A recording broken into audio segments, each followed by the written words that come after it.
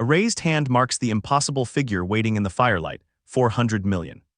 At the cave camp, Elma tells Roosh that a reward this enormous barely feels real, and there is no guarantee they can carry the whole amount home. Roosh stares in shock and asks if he is serious. Elma explains that arguments over reward distribution are part of every raid, especially after they humiliated Mithril Whistle so completely. A butterfly-masked woman approaches with the full party behind her and says that, if they want things to remain amicable, they should yield a portion of the haul. Roosh sweats, expecting another fight. Mithril Whistle steps into the firelight to negotiate. They thank Elma and Roosh for letting them rest, and note that the two of them look exhausted too. Elma begins to discuss the dropped items, while other voices bring up money, magic stones, and the proper way to divide everything. Instead of demanding a share, the entire party bows deeply and thanks Elma and Roosh for saving them. A bandana-wearing fighter insists they would have been wiped out without their help. Elma says he only did what was natural and reminds them that everyone contributed, while Roosh reacts with embarrassed panic. When Elma tries again to talk about splitting the drops, the butterfly leader tells him not to be so guarded. Nothing about the battle deserves an argument over silly loot, and she will not make false accusations like Frang did. Several clan members admit their reputation is poor, but say they are not so ungrateful that they would deny what Elma and Roosh did. A horned elder explains that their group had been trapped in a power struggle within the clan, but that struggle no longer matters. Roosh is relieved the meeting ended without violence. The butterfly leader agrees, then says she has a request. Elma asks whether she can arrange a meeting with Lord Selvar Chamfron. Under the night sky, the leader repeats the Lord's name and admits she does not know what Elma wants from him. Only 3 clan members may contact Lord Selvar Chamfron, and one of those is Frang. She will try through someone connected to him, though she has never formally met him and warns them not to expect too much. Elma thanks her for trying. Elma's plan is already taking shape. If Lord Selvar Chamfron is hiding an exceptional alchemist, then the Lord will desperately want the materials from their raid. That desire will give Elma a chance to negotiate, and the precious crystals make him certain the Lord will want the drops at any cost. The party exchanges one last round of thanks and hopes that Elma and Roosh get their audience. One carriage was destroyed, so Mithril Whistle asks to share the remaining wagon. The carriages roll through the canyon and forest while everyone chats, but the butterfly leader still wonders aloud whether Lord Selvar Chamfron truly exists. Back in Lacrima, Elma and Roosh deliver their raid report and take the dropped items they wanted. The streets celebrate their latest accomplishment, and Roosh is especially glad that everyone survived. The next day, a formally dressed man approaches them. Elma checks whether this is the promised contact. The visitor introduces himself as Evans, another member of Mithril Whistle. He says Lord Selvar Chamfron wants to thank Elma and Roosh directly, leaving both of them stunned by the invitation. Evans leads them beside a city canal and beneath a long stone bridge. As their footsteps echo through the brick passage, he explains that his lord is unsociable and lives in a remote place. This meeting is a special exception because Lord Selvar Chamfron has judged the 2 travelers trustworthy. A Giran flask emblem marks a hidden entrance. Evans opens the floor hatch, and the group descends into a room lined with alchemical shelves. Roosh asks Elma whether they will be safe, then worries that the remote stairs may be a lure into an ambush. Elma admits the concern is reasonable, while Roosh panics behind him. Evans raises a reassuring hand and tells them not to fear. Lord Selvar Chamfron, he insists, is not the sort of shameless man who would betray people to whom he is deeply indebted. Beneath the glowing clan crest, Evans smiles as the 3 continue down toward the hidden alchemist. Chapter 127 opens underground, on a heavy door sealed with a glowing sigil while armored boots tap along the boards toward it. A quiet voice says, "I see." Elma's Edvan follows his bespectacled escort down the last steps with loose Rubus behind him, and he remarks that so this is Lord Selvar Chamfron's base of operations. He finishes the thought as a question rather than a statement, adding, "Is it?" with the flat look of a man who does not take a name on trust. The escort pushes the bright door open ahead of them, and the glare swallows the corridor they came from. What waits inside is not a hideout but a workshop and a treasury at once. Bookcases climb both walls, alchemical glassware crowds every table, banners and scales and suits of armor hang under a great chandelier, and a horned suit of armor sits enthroned at the center of it all. Racks of swords and a lit crest slide past as Luce takes it in and manages only a stunned whoa. The horned armor stands and comes toward them, clanking with every step. Elma keeps his face still and thinks it through instead. Their host supposedly wants to thank them in person, but he is certain the real business is a negotiation over the Invedite. His eye narrows to a single hard line as he decides that he will use this meeting to drag the clan's alchemist out into the open. The armor halts directly over Luce, close enough that the ceiling disappears behind its horns. Luce stares up at it with both eyes shaking, tries to be polite, and gets out a strangled "nice to meet you," followed by an and an that go nowhere at all. Then Luce's nerve gives out completely. The armor bends down for a closer look. Luce topples backward with a whwa, and the whole hall rings with one enormous wah. Elma glances over at the wreck of the introduction, with the weary patience of someone who expected exactly this.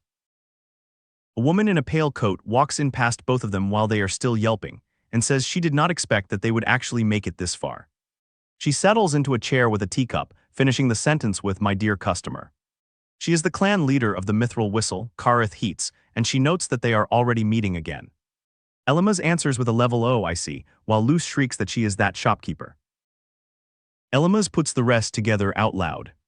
The mithril whistle's skilled alchemist was her all along. He raps his knuckles against the horned armor and rules that it is well made, but it is just a golem. Karith laughs into her cup, admits she had been hoping for more surprise, then decides that her guest's companion reacted dramatically enough that it averages out. Overhead, she says she genuinely wanted to thank him in person as clan leader.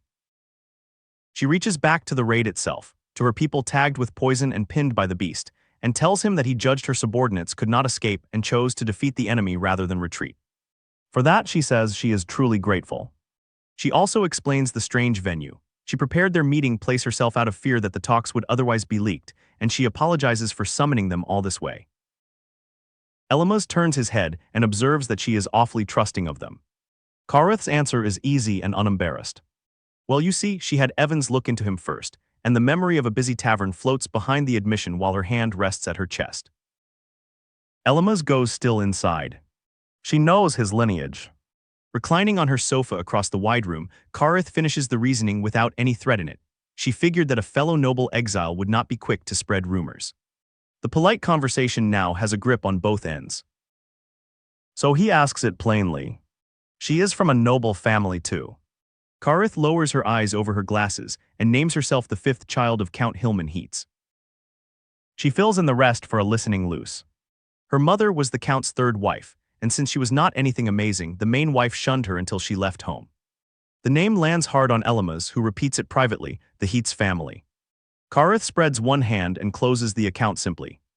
That is why she is an adventurer in a different territory now. Elma's already knows the house. The Heats are wealthy merchants who made their fortune through alchemy and hold the shortest history of all the commodal families. His own head of house, Ises, dismisses them as a merchant family that just happens to have power, a tradition-minded warrior's verdict on new money. Ises also resents that Count Heats practices polygamy so easily when the nobility treats it as taboo. Karith admits her own fear from the same world. She never knew what her family would do if she drew attention to herself, so whatever she built, she herself had to stay out of the public eye. That left her needing a partner and a mask. She teamed up with Frang, who was good at managing adventurers, and together they established the mithril whistle. She was never comfortable handing him absolute control though, and his hard grin says why. So she decided to put a figurehead at the top instead, and the horned golem has been standing in that position ever since. Luce picks that moment to ask what Sir Frang actually did after the raid. Karith falls completely silent, then sighs. He ran away from the clans. He did not only abandon his own men mid-raid, his takeover plot was exposed as well. Elma takes the news without surprise and says that he supposes that was to be expected, while Karith stays quiet under Luce's stare. Then the leader's composure cracks into laughter with tears in it. Who is she going to get to replace him? Believe it or not, she says, he was the perfect man for the job, and she still cannot believe he killed his own reputation like that. Elma notes that Frang had been making a great many unilateral and reckless decisions lately, and Karith raises a finger to say she saw it coming. The three of them run out of things to say at the same moment. Elma, Luce and Karith stand and sit in silence with nothing but trailing dots between them, and the chapter ends on the clan leader slumping over her chair with one long flat sigh at the ruin of her own leadership. Elma looks from a black helm toward a lonely tower in the trees, and says so both the Dwarven Forge and the Mithril Whistle were fronts to obscure Karith's identity. In the hall, Kareth tells him that from her point of view, he should be avoiding drawing attention to himself too. She heard that after his inheritance, he did whatever he wanted and ended up with a warning from his family, while Roosh can only call the whole exchange pretty thorough. Elma sighs that is how it looks to others. He did not think she would know that much about him, but now he sees, and he tells her she sure is mature. He adds that she left home with a plan, and while leading a clan in the outside world, she still takes her family into consideration. Kareth only says she would call it a difference in class and personality. Roosh connects the rumor that Mithril Whistle harbors an extremely talented alchemist. That hint they gave back then had a motive behind it too, and she realizes they totally played into Kareth's hands. Kareth asks what they are talking about. Elma answers that considering how thorough she is at concealing her identity, she would not make a careless remark without thinking, and Roosh can only nod along. He quickly apologizes, saying that was not a great way to phrase it and he is not trying to accuse her. Kareth answers with a small no and an while the question hangs. He presses the real proposal. What if she could evaluate whether to do business with them and at the same time keep Frang in check as a bonus? Was that not what she had in mind? From her chair, Kareth admits she supposes that is pretty much it, and Elma's answers that it is just as he thought. Edvan steps forward among the shelves and says he is honored Sir Elma's thinks so highly of his lady, but he must correct him on one thing.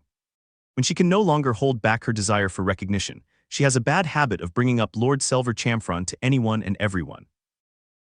Kareth chokes on the betrayal, while Roosh demands to know what Edvan's just said. He claims there is no particular motive behind the habit, that it is merely out of foolishness, and Roosh does not really get it at all. Roosh frets that he makes it sound like Kareth might expose the clan's secrets, but that cannot be true, right? Elma spells out the contradiction. She wants to show off, her position forces her to hide her identity, so she spreads rumors behind the scenes. Edvan says, however, that is the truth of the matter, and Roosh insists no matter how you slice it that makes no sense. He is ashamed to admit it, but yes, that is exactly how things stand.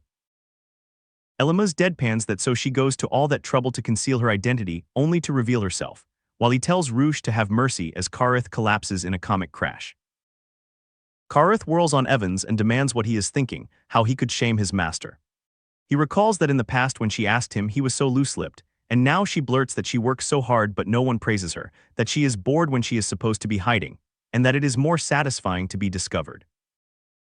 She grabs her own head in mortified rage, while Elma's facepalms and Roosh spins out beside him in pure second-hand panic. Edvan explains that because of his lady's upbringing, she has an extremely strong craving for praise. He thought this meeting was a good opportunity to manage the clan and all its complications for reform, while Kareth slumps and mutters the same word in defeat. Business finally takes the floor. Kareth knows they want metals for crafting armor, and the market price for refining Invedite sits around 3.5 million apiece. Without a competing alchemist, high-rank adventurers back down when they get this close to their desired gear, so she can get away with raising the price a fair bit, and Elma's gulps. She grins and says 30 million gold each is as far as they would be willing to accept, then immediately takes it back as a joke. She would not rip off someone she is indebted to. She will refine all of them free of charge. Elma's wonders if she was trying to make them feel beholden by planting that price in their heads. In return, she only asks for their continued patronage, and Roosh pours on praise, while Elma's mutters that the Heatzy merchant blood shows and Kareth begs him to stop the forced flattery. Crystal after crystal clunks onto the counter until Kareth realizes how many they truly have. Elma's points at a Queen Azul crystal stone with a sale price of 55 million gold and says he wants her to refine this one too. She admits he is quite the nasty negotiator for waiting until now to bring that out, and shouts in shock that they even have something like this. Even so, she is looking forward to seeing how it shines after the refining, saying it will make one heck of a suit of armor. She asks for a couple of days for ore refining and casting, and apologizes for the wait. Elma's then asks for one more thing. Kareth nearly breaks asking if there is still more, while he says he will compensate her properly for this one. He holds out a Hermes coin, an attack-boosting treasure priced at 55 million gold, and says he wants her to make an item out of it. She can only stare at how he keeps pulling out valuables as if it were the most normal thing in the world. Outside by the canal bridge, she answers that if it is within her capabilities she does not mind, while Roosh can only tilt her head with a silent question mark. 2 days later, the dwarven Forge Street sits quiet under pale towers. Karith hands over the commissioned pieces with a satisfied smile, and Elmas and Roosh carry them straight to the blacksmith, already sparkling with anticipation. A battered wooden smithy answers their knock with a roar, who dares interrupt his work. Then the wild-haired dwarf Veruga sees who it is, flips to a bright well and greets Elmas and Roosh as if no time has passed, while Roosh notes he never changes. Speaking of which, Veruga says, Elmas has been using that armor for a long time. He has heard all about the exploits, laughs off the apology, and asks whether Elmas has not far out-leveled the Blacksteel by now. That is why they are here today. Elmas holds out a gleaming bag of refined material and asks Veruga to forge him a new set of armor with it, while the blacksmith's goggled eyes go wide with sweat. In the meantime, Elmas had been selling off spare gear and doing market research on whether new items could be made with alchemy. Roosh teases that he always looks for intel at every chance, and Veruga admits he is steadfast, that market research is vital for any adventurer. It is going to be a few days before the armor is ready. The city clock tower marks the wait while life on the street keeps moving. A loud B-rank type plants himself in the road and asks if this is Elmas the Heavy Knight. He slams a barrel and tells him to remember this, then brags that skill trees like attack booster and defense booster do not matter because the person with the strongest fists wins. He walks off laughing that Elmas had better toughen up if he wants to survive in B-rank, while Roosh mutters that a lack of skills does not equal strength, and the alley falls quiet again. Roosh wonders if that means even veteran B-rank adventurers have heard of them now. Elmas wanted to stop by the guild too, but he thinks it is about time. Word comes from the smithy that the armor is done, or so Elmas would like to say, but there is still a catch waiting inside. Inside, clangs rain down as Veruga shouts he is still making the final adjustments. Elmas and Roosh apologize for coming early and say they will come back later, and night birds pass over the smithy roof. Veruga hammers on in a frenzy, telling himself that given how scratched up the Blacksteel armor was, he must make this the highest quality possible. When Elmas says they are going to head out now, the dwarf explodes into a flying wait, begs for a little more time, and even offers tea. At last he is finished. He presents the suit as his magnum opus without a doubt, tells Elmas to try it on because it is his after all, and smiles when he sees that the knight likes it. Queen Azul armor stands complete, recommended level 95 plus 50 defense, sale price 140 million gold. Forged from Invedite with the special Queen Azul crystalline structure, it wears a pale azure glow fitting its name, and even Veruga calls 50 defense points a staggering number. Roosh cheers that Elmas looks really cool, then points out the new set is 3 times stronger than the old Blacksteel. He thanks Sir Veruga and says with this armor he will be able to take on a much wider range of monsters. He adds a warm thanks to Roosh as well. Veruga huffs that those are the best words a blacksmith can hear. High-level armor imposes its weight on the whole body, and Veruga asks if Elmas finds it heavy. The knight flexes a gauntlet and answers that this much will not be a problem. He will make up the level gap with skill and willpower, which is more than enough to reassure the old smith. As they step outside, Veruga tells Roosh to make sure she supports that boy so he does not get hurt in his hubris. She answers yes of course, and he watches the youngsters go with a soft sigh. There is nothing he looks forward to more than hearing about the exploits of adventurers he has forged equipment for. He has high expectations for their next heroic saga. Under a bright sky, Elmas and Roosh smile back toward the smithy and answer that he can count on them. Chapter 130 opens by rewinding 1 week, to the day when Elmas and Roosh were still meeting Lord Selver Chamfron. Outside, the Lacrina Adventurers Guild towers over a restless crowd.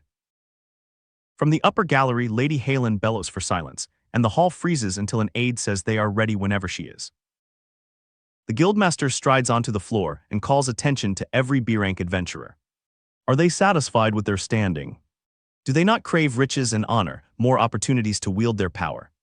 Here in Lacrina they work hard and accomplish grand feats, and the guild does not want those talents to decay, so as an exception to the norm.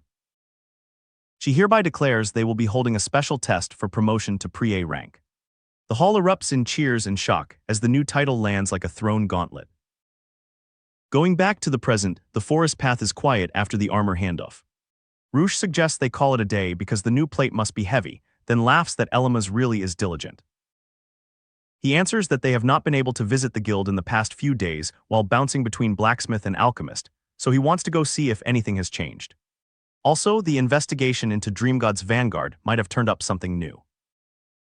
Not only was Count Isis in town the other day, Karith's subordinate also spotted people from House Heetzi. Nobles of differing territories almost never assemble in one place, so Elma figures it must have something to do with the Carlos case the cult Carlos was part of. Inside Lacrina's guild, the main floor is packed wall to wall. Elma notes there are not typically this many people here at this hour, and Roosh asks what mystery they have not heard the news about. Jeanette, mug in hand, explains that the guildmaster announced a special promotion exam about a week ago. She recognizes Elma's as the I do not need abilities person, and the whole hall buzzes with excitement that a strong showing might mean appointment to the Knights because the Count wants more manpower. She adds that you are supposed to sign up with a party, so it is hard to find members this late. When asked if she is participating, Jeanette laughs that Knights are not her style. House Halrod has established a new pre-A rank between B and A to find the best of the B ranks. Though it is only recognized within Lacrina, it still means having the Count's seal of approval. The real goal is darker and larger. The Count wants to organize an adventure squad centered on those who pass this exam for a great conquest of the Forbidden Greatwood. Roosh had no idea such a major event was going on, and she frets that the last great conquest was only 3 years ago, far too soon for another. Elma says it should definitely be related.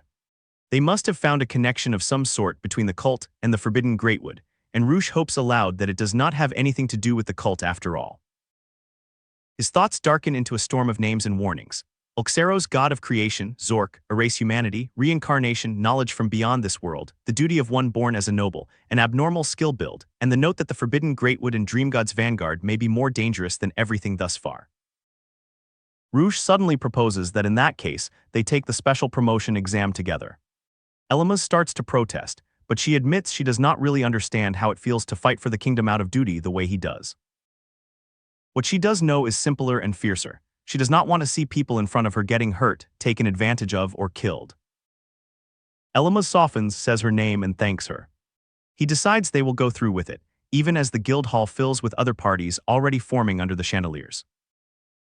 Roosh laughs that there is no need to be so polite, and that besides she is forever in his debt. Still, they will not get anywhere without a party, and they need 2 more people. She lights up and says they should reach out to Sir Kelt and Meeble. Meeble was recently promoted to B rank, and as for Kelt, who else cleared his debt after that huge gambling loss? Elma cannot see Kelt being interested, considering how much he hates nobles, and Roosh tells him not to worry. Continuing to use that debt as leverage does not feel right either, under a quiet night sky over the guild roof. At a Lacorina tavern, the recruitment for the special promotion exam collapses when Sir Kelt refuses and counts himself out. He bolts across the floor as the argument escalates, while Elma and Roosh try to keep the talk from falling apart. Meeble thanks them and says she does not mind joining if the request comes from Elma and Roosh. Kelt snaps that anyone who enters the special promotion exam will definitely be shipped out on the Great Conquest as well. From above the table, Kelt points out that the exam is happening right after the Carlos incident and calls the timing way too suspicious. He even suggests the whole affair could be tied to the cult that had haunted them, his face tightening as chained cult imagery fills his thoughts. When someone tries to answer, Kelt waves them off and says he will not be fooled by honeyed words. He still speaks the hard truth himself, admitting with complete confidence that this great conquest is related to Dremagod's vanguard. Kelt explodes that people should at least try to lie instead of being so stupidly honest. He will not put them on that path because they would be risking their lives, and he doubts Count Halrod expects every promoted adventurer to join the conquest. He notes that adventurers from other territories, even F to E ranks, are already pouring into pad the force, and that the Count will not make enemies of high-rank fighters by forcing people who refuse. Kelt admits he is just as worried about the cult, yet insists it is not their job. Nobles have political authority to protect themselves, he says, and adventurers do not. He looks exhausted and closed off, then asks whether they did not already contribute more than enough help last time. Turning away, Kelt apologizes, says he is done talking, and lays money on the table to pick up the tab. He walks alone toward the bright doorway while Elma, Roosh, and Meeble watch him leave the hall. Elma tells Roosh that having Kelt on the team would have been a huge boon, then softens and wonders whether they should give up and find someone else. Outside the tavern, patrons chatter and gossip as the evening crowd thickens. A man with a bottle asks if anyone heard that a certain guy is back in Lacorina. Another patron does not know who he means until the name lands, Darren. Someone claims they saw him, Another gasps that they thought Darren had kicked the bucket ages ago, and a third asks whether the Count's announcement lured him back, calling the rumor scary stuff.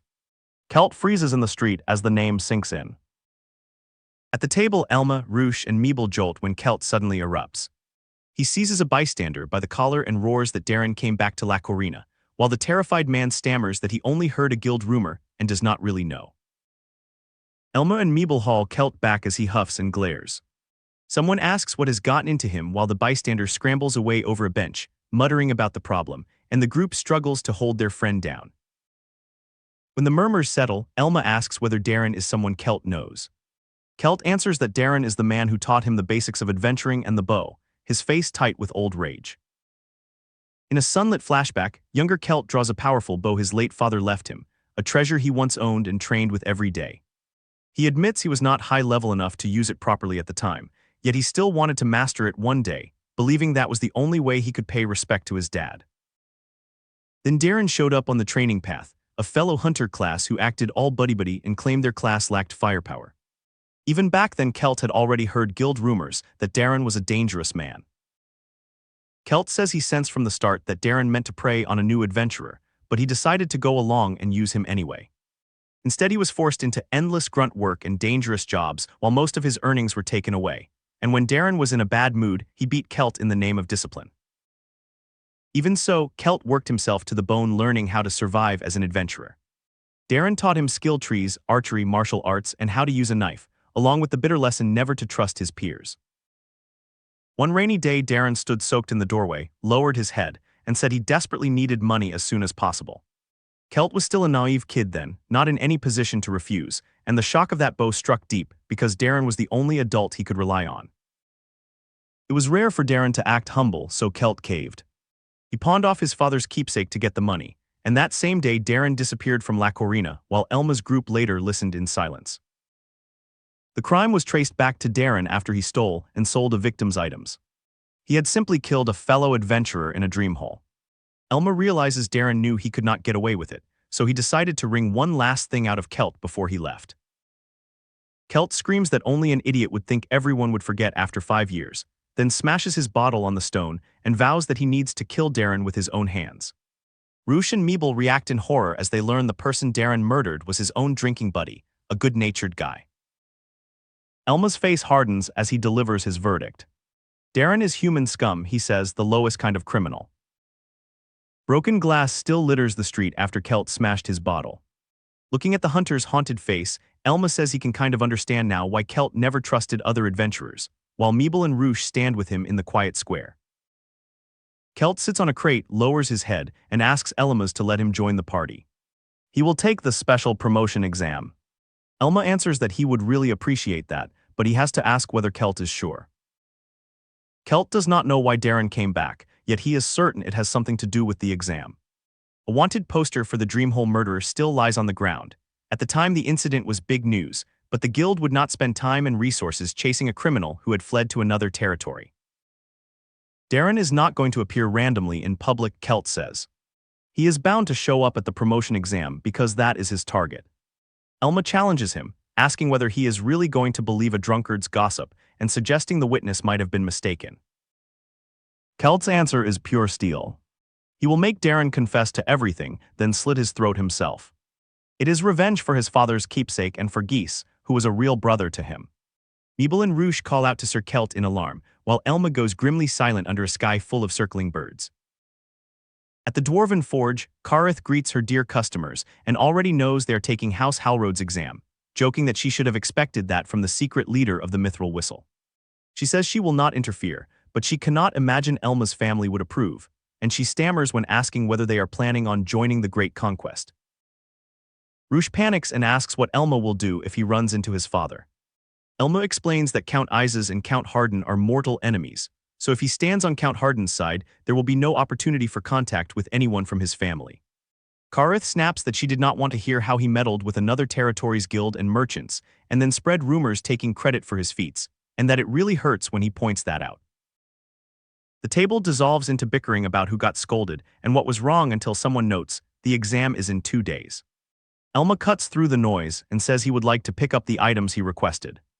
Kareth remembers they are ready and opens a glowing magic circle, while Roosh watches with a flat, unimpressed stare. Among the goods is Rana Vitality Liquor, priced at 2 million gold, which increases natural HP and MP recovery for a fixed time.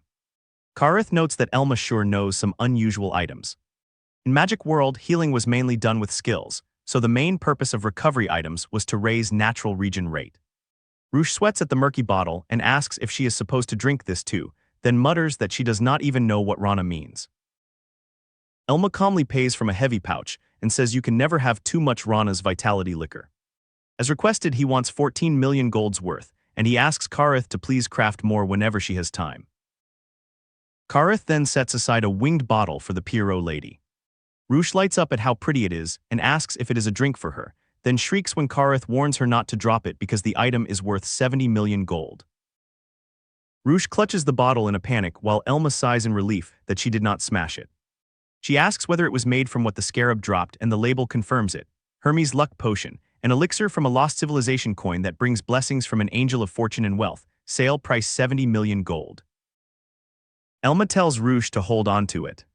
In the game, luck goods were often used before boss fights because they could guarantee what items were dropped, and 70 million is a low price to pay to guarantee her safety.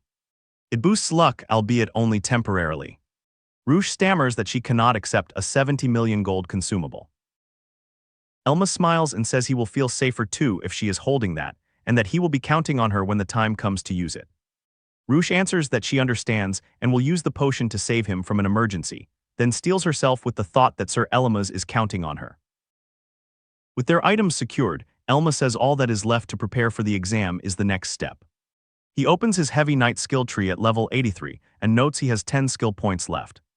Oath of the Heavy Armor sits at 57 of 100, Fang of Smoldering Insanity at 15 of 50, and Beginner Swordsmanship at 5 of 50. Fang of Smoldering Insanity's next skill is powerful, but it is an attack he can only use in select situations.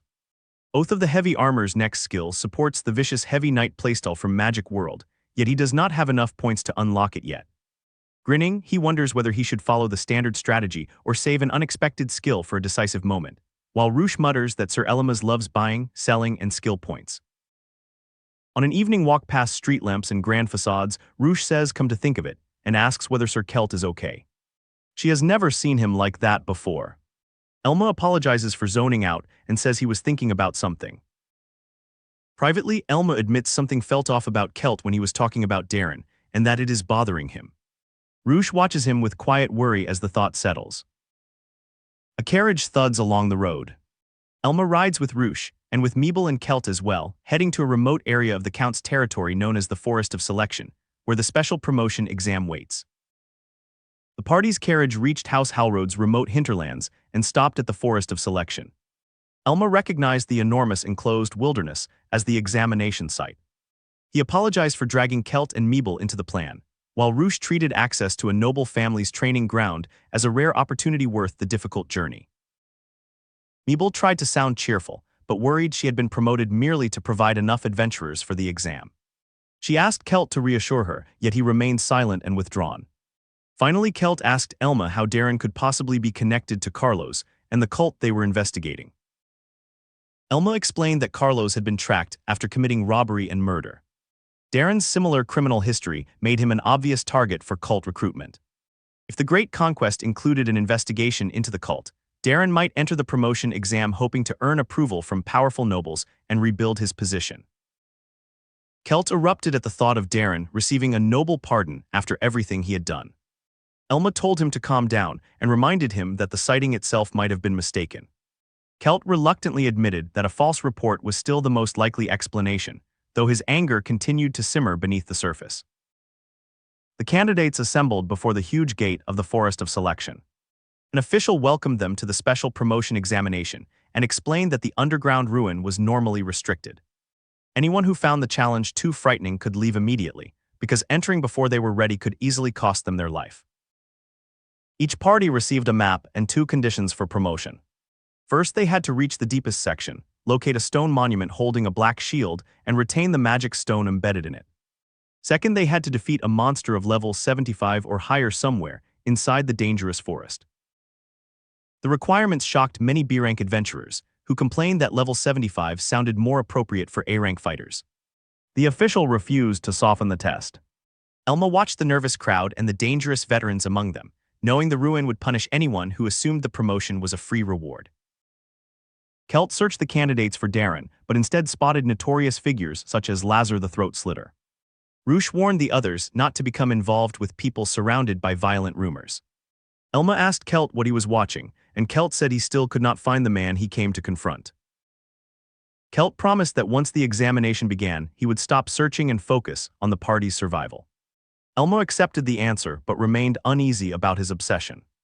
Then the massive stone gate opened, signaling the start of the special exam and releasing every competing party into the forest of selection.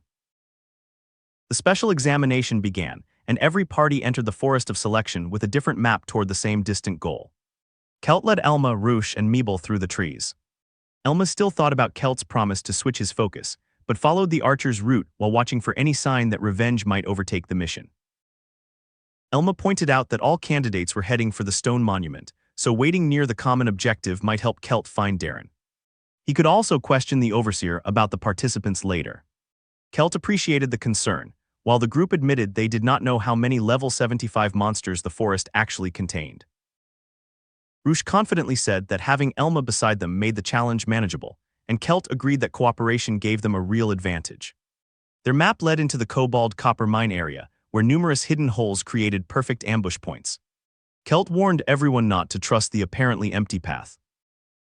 A level 55 kobold attacked from Elma's blind side, but Kelt dodged the swinging club and answered with Gale Strike.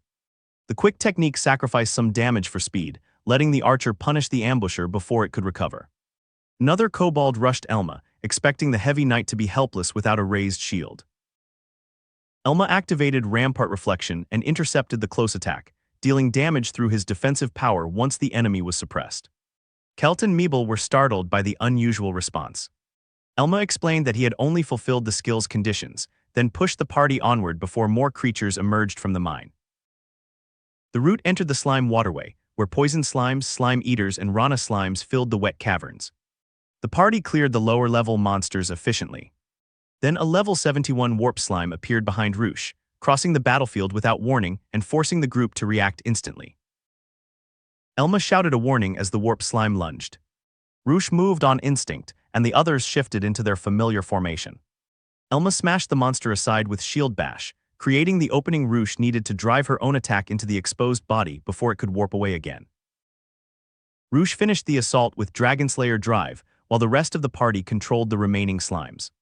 Their precise coordination made the dangerous ambush look routine.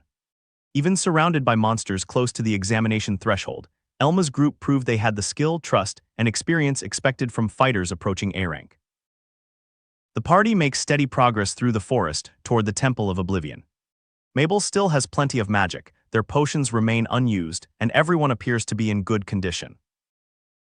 Roosh quietly suggests using a rare potion to protect them from bad luck. Elma agrees that the idea has merit, but refuses to waste such a valuable emergency item before a real crisis appears. Elma studies a blackened lizard corpse and wonders whether his interpretation skill can reveal anything. The attempt produces no useful answer, reminding him that this world does not always behave exactly like the game. Yuat searches the ruins with sixth sense, yet detects neither treasure nor danger. He admits the ability is imperfect and leaves the route decision to Elma as the party approaches the monument. That uncertainty becomes disastrous when a massive creature erupts from hiding. Anak, the calamitous spirit lord, ambushes the group and immediately overwhelms their first defensive response. Elma recognizes a level 92 secret boss from the Temple of Oblivion. Anak combines extreme agility with several elemental properties, making it capable of destroying an unprepared party almost instantly. Elma activates an expensive holy magic stone as insurance and keeps Anak focused on him. He orders Kelt and Mabel out of range, while the others scramble to understand the sudden encounter. Running is not an option because Anak would simply attack other adventurers near the monument. Elma decides they must defeat it here, but only if everyone follows the encounter's hidden mechanic exactly. Roosh volunteers to handle the damage and moves to strike. Elma stops her at once, shocking the party, and declares that she cannot attack during this battle. Kelt steadies his bow as the calamitous spirit Anak towers over the ruins. The status readout marks the secret boss at level 92, with nearly full health and a staggering 140 defense. Elma notes that the usual answer is a single powerful blow, yet Anak regenerates arrow wounds as if they were nothing. Across the stone courtyard, Kelt asks how they are supposed to fight such a huge creature without Rush's critical hits. Elma answers while Anak swats a close strike aside. Close range attacks on Anak are effectively impossible. The reason is brutal. Anak carries an unavoidable miasma auto counterattack that punishes anyone who steps in. Kelt freezes in shock at the revelation. Elma charges with his greatsword and shouts their only path forward. He cannot trade clean melee hits forever, so Kelt and Meeble must chip the boss down from safer ranges. He lays out Anak's special skill, Miasma of Resentment. Black flames cling to anything they touch, apply poison and burning when the boss is struck, and already deal serious damage on their own. Without reliable ranged pressure, nobody can safely land hits, and the HP pool is enormous to begin with. Kelt snaps that his arrows are not strong enough and that Elma should already know it. He also protests that Meeble has no useful attack spells, calling it rude that Elma still remembers her status screen after so long. Even so, Elma sends them racing in and roars for them to cut Anak's HP, as if their lives depend on it. From mid-range, he warns them not to let the boss get too close to Meeble. Meeble panics that the moment Anak targets her, they lose. Elma agrees in grim silence. If spirit concealment lets the boss ambush her, he will not be able to protect her in time. While fighting, he must constantly calculate Anak's aggro and attack priority. One wrong count, he knows, and Meeble dies on the stone floor. He locks the plan with Rush at his side. Rush and Elma will hold Anak's attention, while Kelt protects Meeble for the entire attack window. Kelt knocks an arrow and worries whether he even has enough magic for this. Meeble admits they no longer have a choice, and Rush answers by casting Doppel Illusion as decoy Pierrots flood the courtyard and swarm Anak's scythe swings. Kelt shouts that here goes nothing and looses a long shot, while Elma urges Rush to keep the illusions active, and the real party repositions around the boss. The arrow finds a mark, yet Anak's health only ticks from full to 953 of 969. Elma expected the level difference to be brutal, and the numbers prove him right. He reviews the doomed setup in his head. A party is not supposed to challenge Anak without a perfect plan, and theirs is a melee heavy knight, a Pierrot, a weak-hitting hunter used as distraction, and a low-speed priest. If this were Magic World, Elma would never hunt Anak with this composition. Honesty forces the conclusion that it is a doomed party on paper. Kelt shouts whether they should simply run. Elma cuts him off. Escaping an erratic Anak through a forest teeming with monsters while still guarding Meeble is every bit as hard as defeating the boss here. He gives them a concrete target instead. If they can bring Anak down to half health, Elma says he already has a way to finish the fight. It is still a risky bet. He wonders whether they can land enough hits before the four of them run out of health, even as Rush's doubles keep dancing around the boss. Meeble releases support magic while Kelt fires again. Anak twists adapts to the arrow path, and Kelt curses that the boss is reading his attacks. He wants to step closer and force an opening, but Elma forbids it. Getting any nearer will pull aggro, so Kelt must hide behind the trees and refuse to provoke the boss. Meeble offers another idea. If Anak is weak to holy, she can area heal Elma and Rush while dealing damage at the same time. Elma refuses immediately. Hitting the boss with its weak element would draw far too much aggro onto her. He orders everyone to stay calm and slowly whittle Anak down instead. Anak roars across the ruins as the party braces. Elma's last warning hangs over them. If even one of them slips, they all go down together. From the trees, Kelt and Meeble keep pressure on Anak, while Rush's doubles still dance through the ruins. Elma admits their party composition is not suited for this fight at all, and that they are badly underleveled besides. Even so, he chose to engage. Despite the poor odds of victory, Elma holds another reason of his own for staying in this battle. His worst-case plan is clear. If things collapse, he will obtain the next defensive skill in Oath of the Heavy Armor and act as rearguard, so the others can escape. Anak roars and scythes down on him. Elma braces through the impact and names that rearguard skill his backup plan for the worst-case scenario. Meeble steps out and casts ice. The spell lands hard enough to crack miasma from Anak's body, and the boss health bar finally drops into the 700s. Elma reads the field. Based on their positions, the damage Kelt and Meeble are dealing, and the attacks he and Rush have baited, They are reaching the point where Anak might switch targets.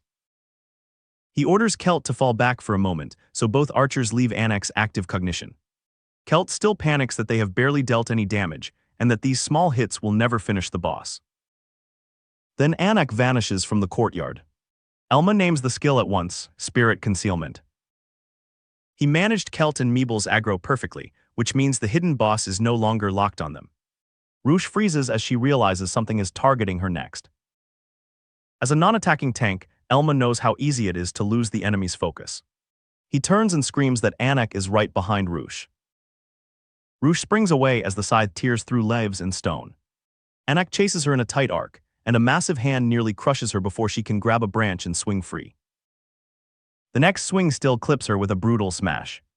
Elma barrels in shouting her name, then forces the boss's eyes onto himself with a blinding flash across the courtyard. Anak rears up to use Fiery Funeral. Elma apologizes to Roosh, shield bashes the boss and skids her clear of the blast zone as the miasma builds. He knows the attack by heart. Fiery Funeral is a high-speed, wide-range 5-hit combo that is tough to dodge, yet it follows a clear pattern. With knowledge and repeated practice, Elma says, the whole sequence becomes just like a rhythm game. Flames erupt as Anak launches Fiery Funeral for real. He stamps through the first vertical swing, refuses to be underestimated, and calls each angle as it comes.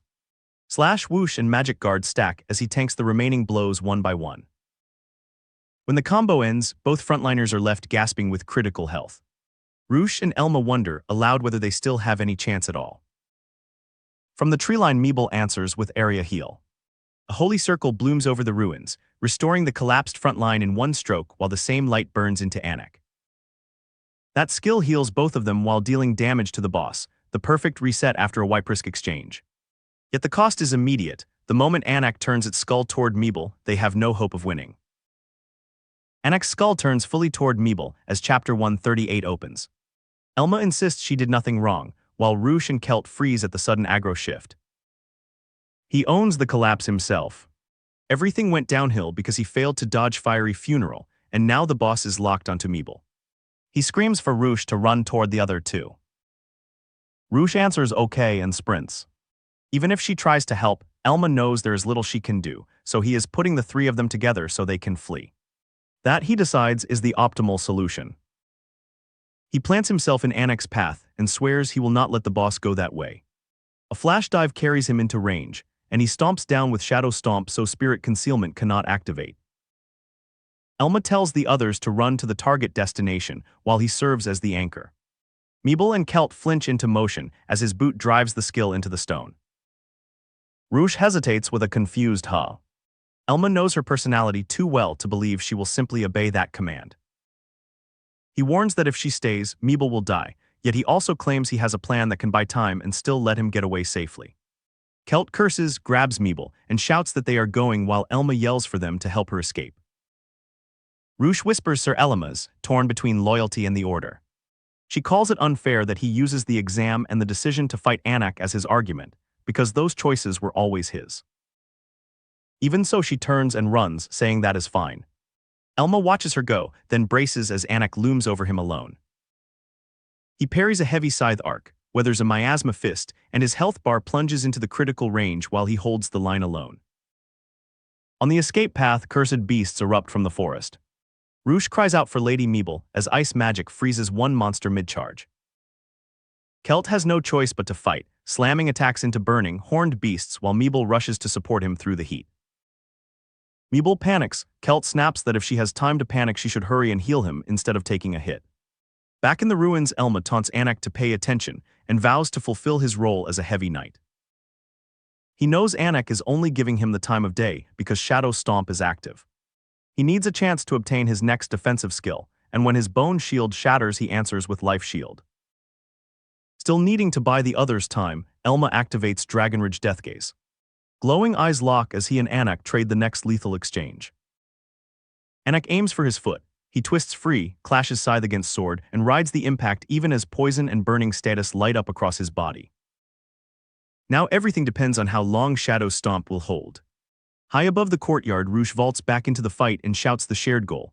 They just have to get Anak to half health, right, Sir Elma's. Elma screams for Roosh to wait as she dives straight back at Anak. She already knows the boss has a miasma counterattack, and she charges anyway. Dragonslayer Drive tears into the Spirit Lord. The counter erupts in a brutal grarg, and Elma can only shout her name as the blast flings her across the stone. From the treeline, Meeble answers with area heal, shouting take that as holy light burns the surrounding threats. Kelt lunges through the smoke and grabs Roosh out of the lingering fire. Roosh thanks him. Kelt admits that because she took the counterattack, he was able to find his resolve again. Elma stares at all three of them and asks why they came back, while Meeble teases that even Sir Kelt can do good things sometimes. The party surges forward together. Roosh tells Sir Elmas that this time they will be counting on him for the rest of the fight. Anak answers with Shadow Skulk, Scythe carving a splash through the ruins. In that moment, Elma is made to understand something he had been missing. He reads the damage numbers from Miasma of Resentment and sees Roosh's determined smile. Trusting that math was probably one reason she took her chances, but he knows it was not the main reason. Anak's health finally ticks to 463 of 969, under half. Elma opens his heavy knight skill tree and dumps growth into Fang of Smoldering Insanity. The skill hits level 25 and unlocks the common skill Flumia Strike. Now that they have come this far, running away is no longer an option, and he vows to end the fight in an instant. He abandons every defensive stance and leaps, with no defense spared as Anak rears into Fiery Funeral again. Slash after slash forces him to dance through the pattern with no shield and zero defense left. A single slip-up will spell his death, yet he keeps moving. Flumia Strike is an attack with a hard downside. It only activates under 20% health and forces a frenzy state afterward. Anak will not fall for the same trick twice, but Elma already has a countermeasure. Knight's Conviction makes him immune to frenzy and resists sleep, so the downside cannot trap him. Their distance is roughly 8 feet. Elma unleashes Flumia Strike, and the Draconic Claw of Light rips through Anak as the Spirit Lord is blasted back. Flumia Strike detonates across the ruined temple and tears Anak apart. The calamitous Spirit Lord crashes down in a spray of miasma as Chapter 140 opens on the kill. Elma drives his sword into the stone and leans on it, huffing through the last of the adrenaline. The boss that nearly wiped them is finally gone. Meeble frets that Roosh's burns have not fully recovered and that she still needs healing, while Roosh only asks whether Sir Elmas is okay. Meeble leaves Roosh with Kelt so she can go heal Elma herself. Kelt jogs over and demands to know if Elma ever runs out of tricks, ignoring Meeble's complaint that he is ignoring her. Elma answers that he only defeated Anak because of the three of them. Meeble, Roosh, and Kelt stand together in the aftermath, while Elma admits it really was a close call. Looking back, using Flumia Strike earlier to draw aggro might have been easier. He held the skill because his magic was burning too fast, and he refused to spend it until he was sure it would finish the fight. He also needed to keep the Oath of the Heavy Armor escape option open, so the others could still flee. All of that is hindsight. He cannot break the habit of thinking in solo tactics and game knowledge, and he realizes his irresponsible urge to take every risk himself is probably hurting Roosh. Roosh only smiles. Elma says he needs to be better. Kelt teases whether he is a self-improvement nut after just defeating a level 92 monster. Another boss drop clinks onto the stones. Elma will not claim every piece of loot. He says that is Roosh's drop rate for them and that spare funds can adjust the shares cleanly. Meeble is dying to know how much spare money the two of them have saved. Elma notes that money-making was one of the fun parts of Magic World as he inspects the prize. It is a rusty forbidden ritual knife, recommended level 90, once worth 60 million gold, now dulled because its sacrificial magic has faded. Roosh finds it creepy and freezes at the idea of using it. Elma explains it is too weak as is, but perfect as a base for a remade weapon. Several reforged shapes would suit Roosh's crit-focused Lucky Pierrot build. They are almost at the stone monument goal point. They still need the decorative shield, and they might collide with other adventurers dragging unfinished monsters, yet Meeble reports they have already cleared the level 75 Magic Stone objective with room to spare. Elma agrees with Kelt that they must be careful after burning so many resources. He still hands out Rana Vitality liquor they collected earlier and tells everyone to drink. Kelt asks whether Elma is charging them for coming prepared. The liquor boosts natural health and magic recovery, and Elma savors the pungent Rana meat and herb fragrance he remembers from Magic World. Kelt gags that it tastes like crap and asks why Elma looks like he is enjoying it. Roosh concludes Sir Elma's simply likes the taste of Rana. Meeble drinks with nerves about a pre-A rank promotion that would make them top adventurers in La Corina, then sighs that she is not worthy. Elma counters that she has a solid skill tree, and most of all, she is decisive. She promises not to abuse that rank after promotion. Elma adds that she has faced the brink of death more than any other healer in La Corina, which she takes as real reassurance from Sir Elma's. Nearby, Kelt sits apart with his bottle. Roosh wonders what is wrong with Sir Kelt. Elma notes that in the end, they never ran into Darren on this exam route. Before the exam, he did his own investigation into Darren and found something that did not match the man's story. Because he trusts Kelt, he decides he should probably check that finding with him. Kelt looks into the canopy and mutters that the promotion exam is ending. Far from the monument, somewhere else in the forest, a camp lies shattered and adventurers lie dead. A survivor clutches his head and screams the only question left on the field: why did this happen? Narration names Lazar as one of Lactria's top dogs and also a career criminal known as the Throat Slitter. He smiles with a dagger drawn, the kind of man who treats violence like a performance. He coaxed the promotion exam details out of low-rung guild staff, paying or threatening until the secrets were his.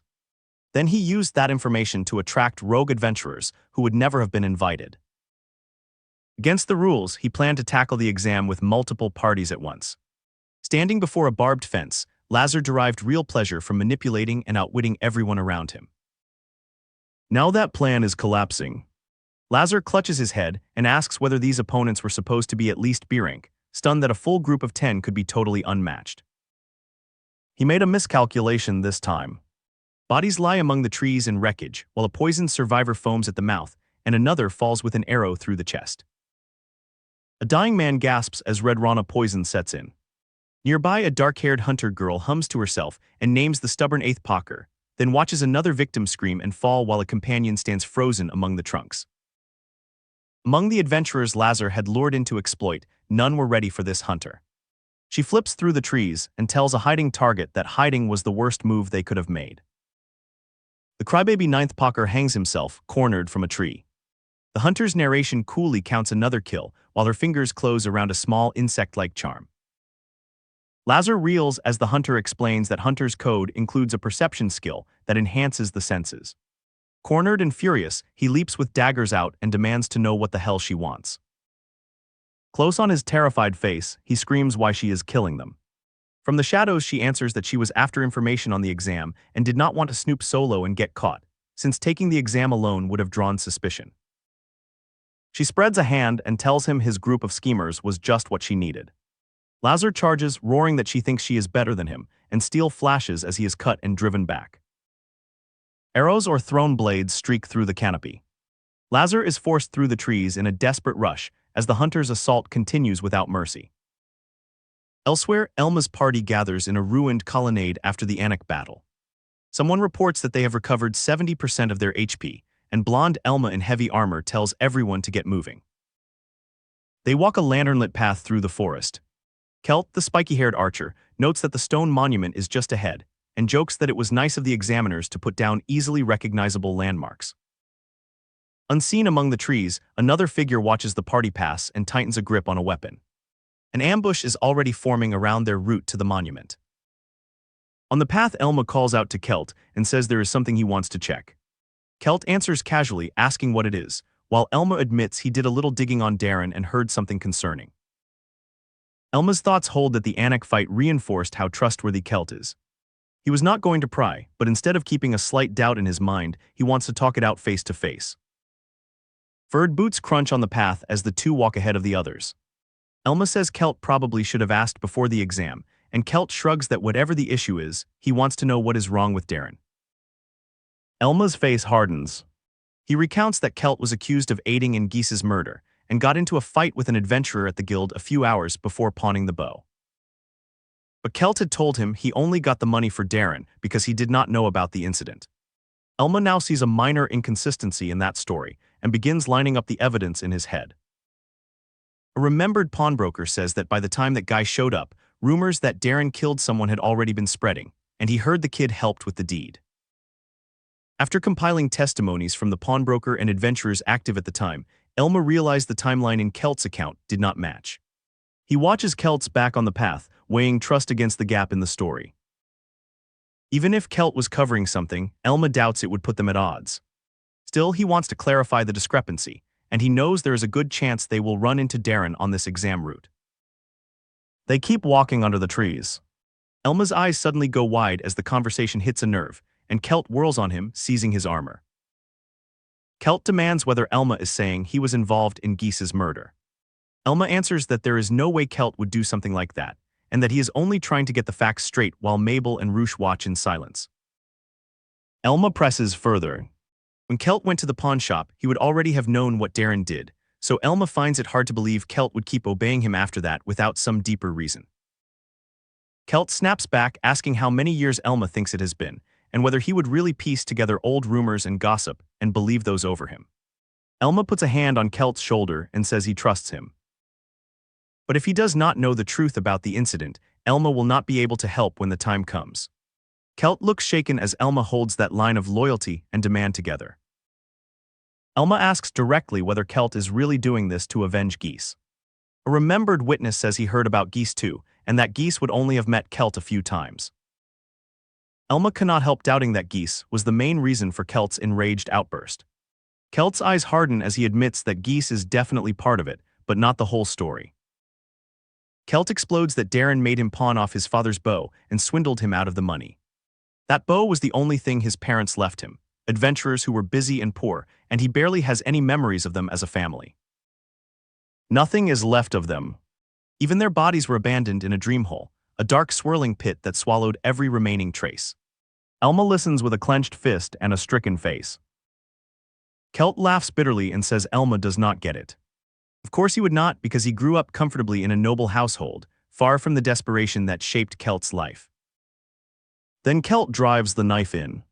He asks whether Elma thought he never noticed, citing Elma's views, posture, and most of all a glimpse of the surname Edvan, which Kelt says he figured out ages ago. Elma freezes in shock. Exam maps lie unrolled on the forest floor. Elsewhere the hunter finishes the cowardly 10th Pocker, who falls into a swamp with his eyes gouged out, and a bloody weapon is lifted with the quiet words, "Now then." A painted-faced man watches a figure drag a body through the brush and names the former heir to the Edvan Countship, Elma's the Heavy Knight. If Elma is the one who killed Carlos, the man resolves to give the coming fight his best effort. Kelt explodes that he thought the issue was minor and something they could talk through if he asked again. Elma answers that the Edvan slip was just a simple lapse in memory, though his face shows how badly the reveal landed. Trees blur overhead as Elma's thoughts admit the truth.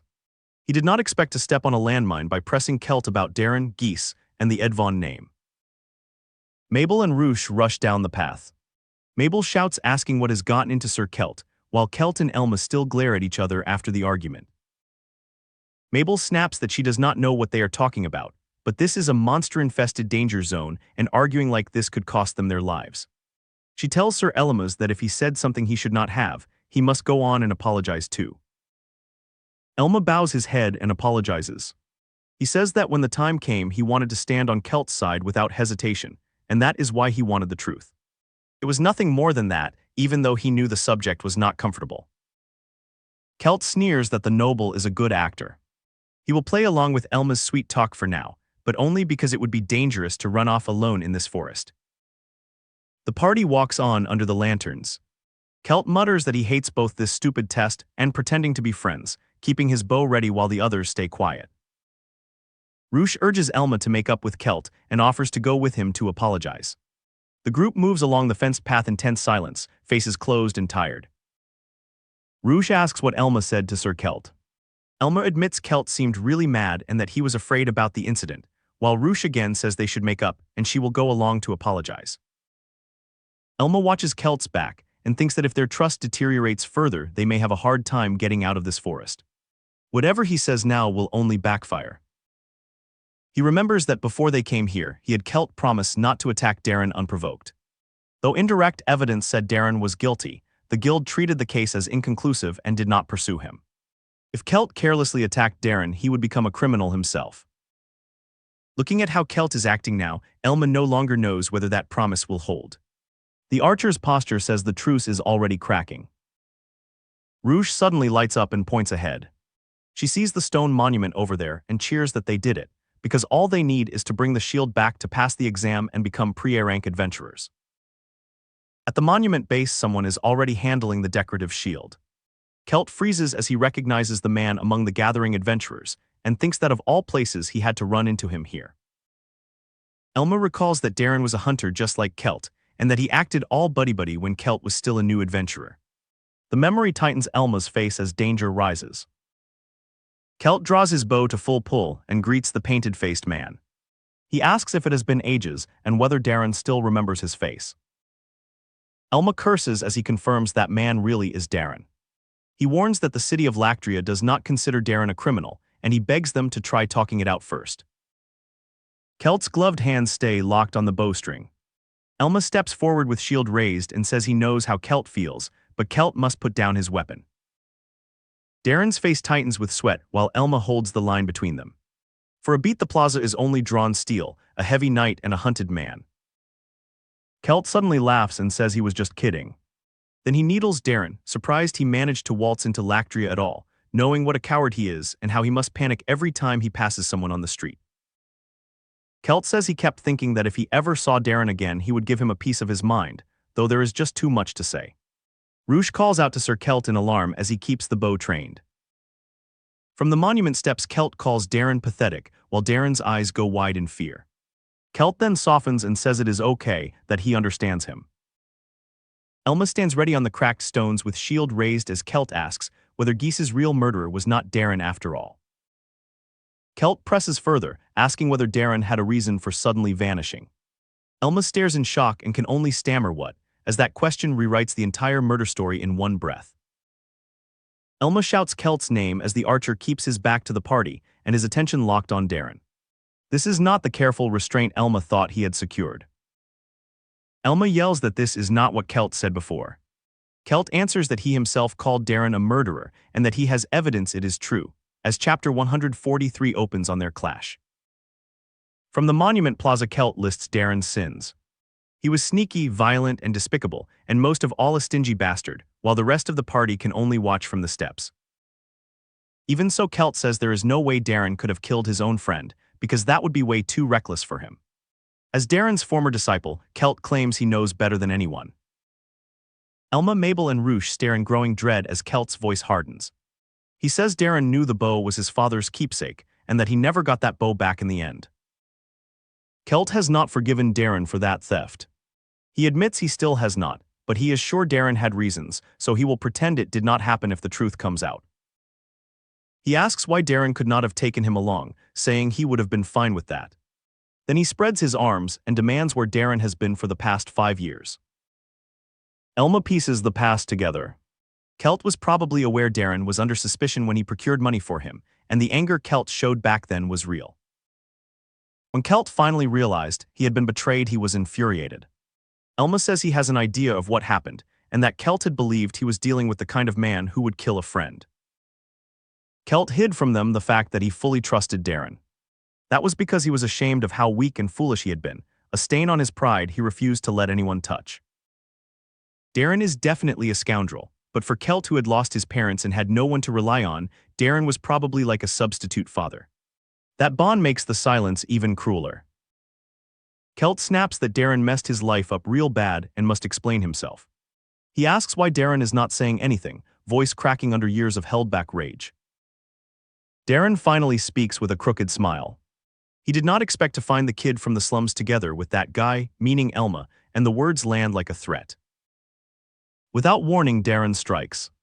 Elma screams Kelt's name as the archer is blasted off his feet, and Mabel lunges to help. Kelt hits the stones and demands what that was for. Across the plaza, a spear wielder stands over a fallen body, while Kelt curses the bastard who attacked them. Mabel collapses with an arrow through her, groaning in pain. Kelt stares in horror at the wound in her shoulder as the fight turns lethal in a single shot. Darren throws his head back and laughs. He thought he had driven home the lesson about not trusting your own kind, calls this hilarious, and says the only cure for stupidity is death. Elma orders Kelt to get Mabel to safety and out of the line of fire now. Kelt hauls the wounded Mabel clear while Darren rushes forward. Elma judges that he cannot count on Kelt in this battle and sets himself to face the hunter alone. Darren is a hunter, so close combat should not be his forte.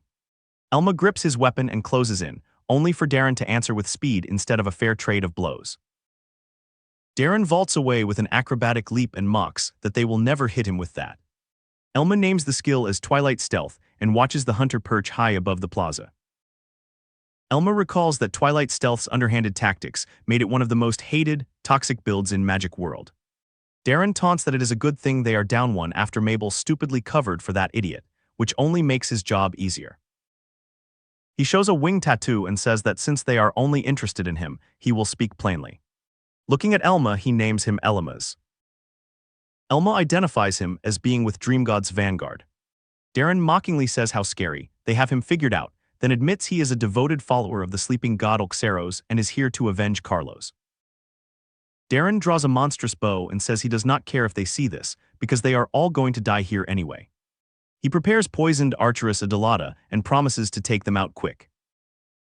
Chapter 144 opens on poisoned Archerus Adulata, a bow crafted from poisoned Spider Queen silk that inflicts agility-scaling poison. Elma had a feeling this would be Darren's main weapon, noting it is valued by high-ability low-attack users and that the faster the user is, the more potent the poison. Its listed sale price is 170 million gold. Darren's painted eyes lock on Elma as the heavy knight charges across the plaza. From elevated ground, Darren draws the monstrous bow and looses, turning the stone monument grounds into a kill lane.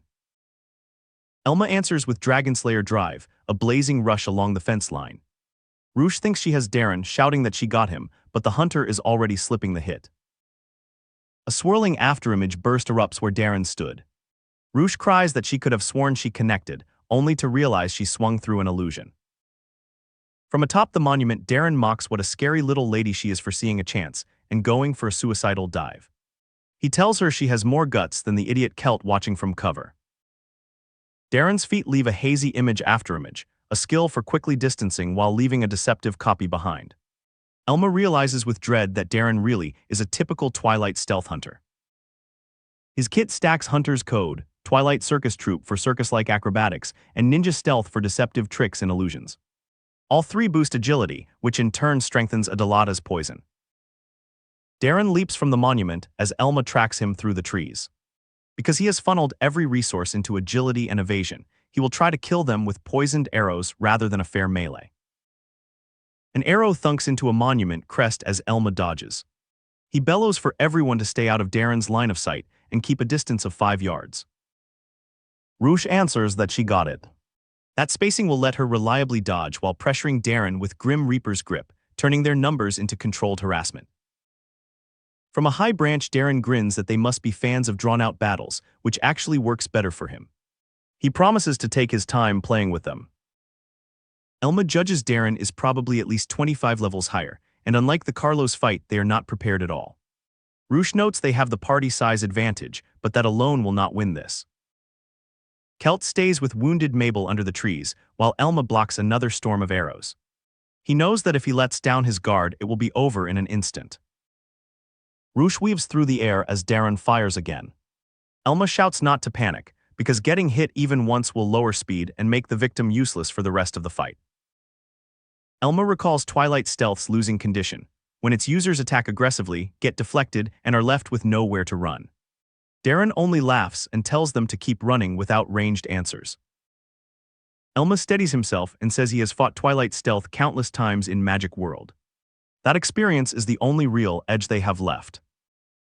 He tells the party not to worry. This will be a battle of endurance and courage, and Darren is not going to bother targeting someone like Mabel, who is hiding far away. Mabel, still hurt against a tree, tells Kelt he should go help the others. Kelt stammers but cannot move, crushed by guilt. He clutches his head and screams that he should have known better, demanding why he is like this, while Darren's roar answers through the forest. Kelt remains on his knees in the undergrowth, cursing that he still cannot move. Elma calls his name across the battlefield, while arrows keep flying past the monument stones. Darren mocks that Elma seems concerned about that dead weight over there, but he is not giving them a moment's rest. Elma orders Roosh to jump behind him, and she answers that she got it. Elma slams in with shield bash, bones and skull ornaments on his armor crashing into Darren. His status window flashes Elma's Edvan with battered HP and MP as the bash lands. They chain dice thrust and hurried hair across the plaza blocks.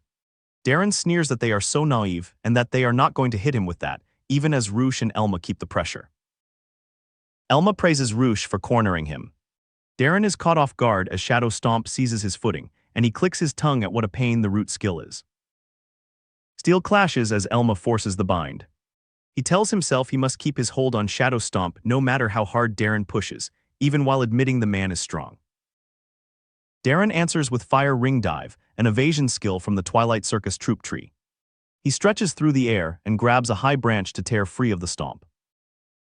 Hanging inverted, he snaps at them to move it because their damn foot is in his way, then scrapes free and resets the distance.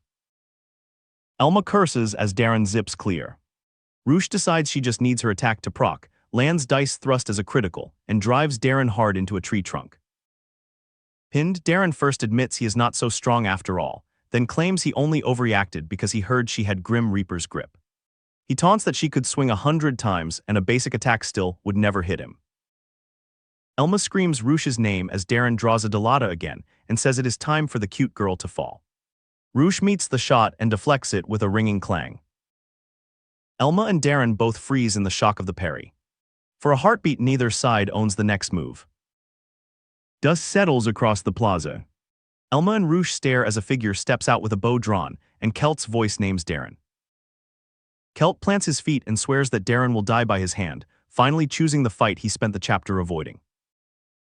Kelt surges back into the fight with his bow drawn and screams that Darren will die by his hand.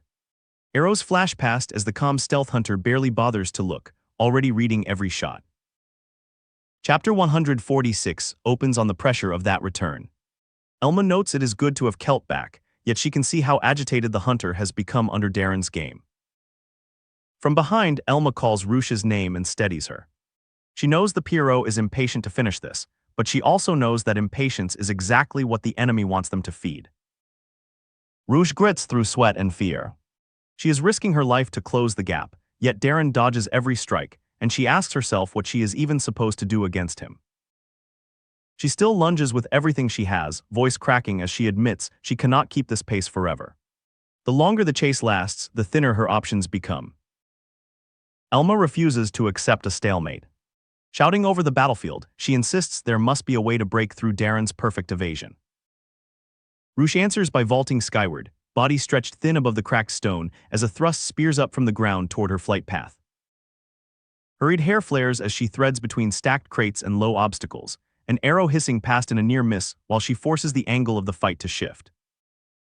Hazy image wraps her in a swirling decoy field, a ghost of motion meant to steal Darren's eyes for a single critical breath. Darren answers with Fire Ring Dive, corkscrewing through flaming rings that peel him out of the kill box before anyone can convert the pressure into a hit. Elma's analysis snaps into place. Those evasion skills can pull Darren out of any dangerous situation, and in exchange, each one carries a 40-second cooldown. Worse, he can switch between the three while one is cooling, a signature of Twilight stealth hunters built for endless escape. Elma tracks him across the open stone court with shield and blade ready, watching every hop and glide as he stays just outside their reach. She spells the plan out loud. They need to fully read his thought process, exhaust all three evasion skills within those 40 seconds, then immediately hit him with the real attack. An arrow screams in and Elma's shield turns it aside mid-flight, proof that even a correct plan still has to survive Darren's constant counterfire. She admits the bitter truth under her breath. The plan is clean on paper, but forcing a hunter like Darren into that window is far easier said than done. Darren laughs them off from range. He tells them to keep him in check all they want, then says it is pointless when they obviously will not commit a real attack, leaving Roosh stunned by how completely he has their measure. From the monument roof, he knocks another shot and calls out the 5-yard distance he is stubbornly maintaining, the invisible line that keeps every rush safe for him and fatal for them. Closing in, he adds that if that distance ever shrinks, it only means they do not have a plan at all. Roosh still refuses the lecture. She vaults high through arrow fire, cape and ribbons whipping as another shot hammers the stone beneath her. Darren's eyes go wide as she lands the approach he did not expect, and from the monument she screams not to underestimate her. Jack Joker cuts in a huge arc and tags him hard enough to tear a cry from his throat. Even as she connects, Darren coolly explains the standard play: feign pulling back when you attack and feign attacking when you pull back. He tells Rush she is simply too honest. Then he writes her off completely, knife out, declaring she is not worth his time. Elma shouts Rush's name as the Pierrot goes down. Celt answers by bursting in with hurried hair of his own, roaring Darren's name as he closes the gap the archer wanted to keep forever. Steel flashes between mentor and student. Darren realizes too late that Celt still owns the knife range, and Celt asks whether he forgot who taught him how to wield a blade in the first place. Rush still reels from the prior hit, gasping as blood and shock catch up, while the close fight around her refuses to slow.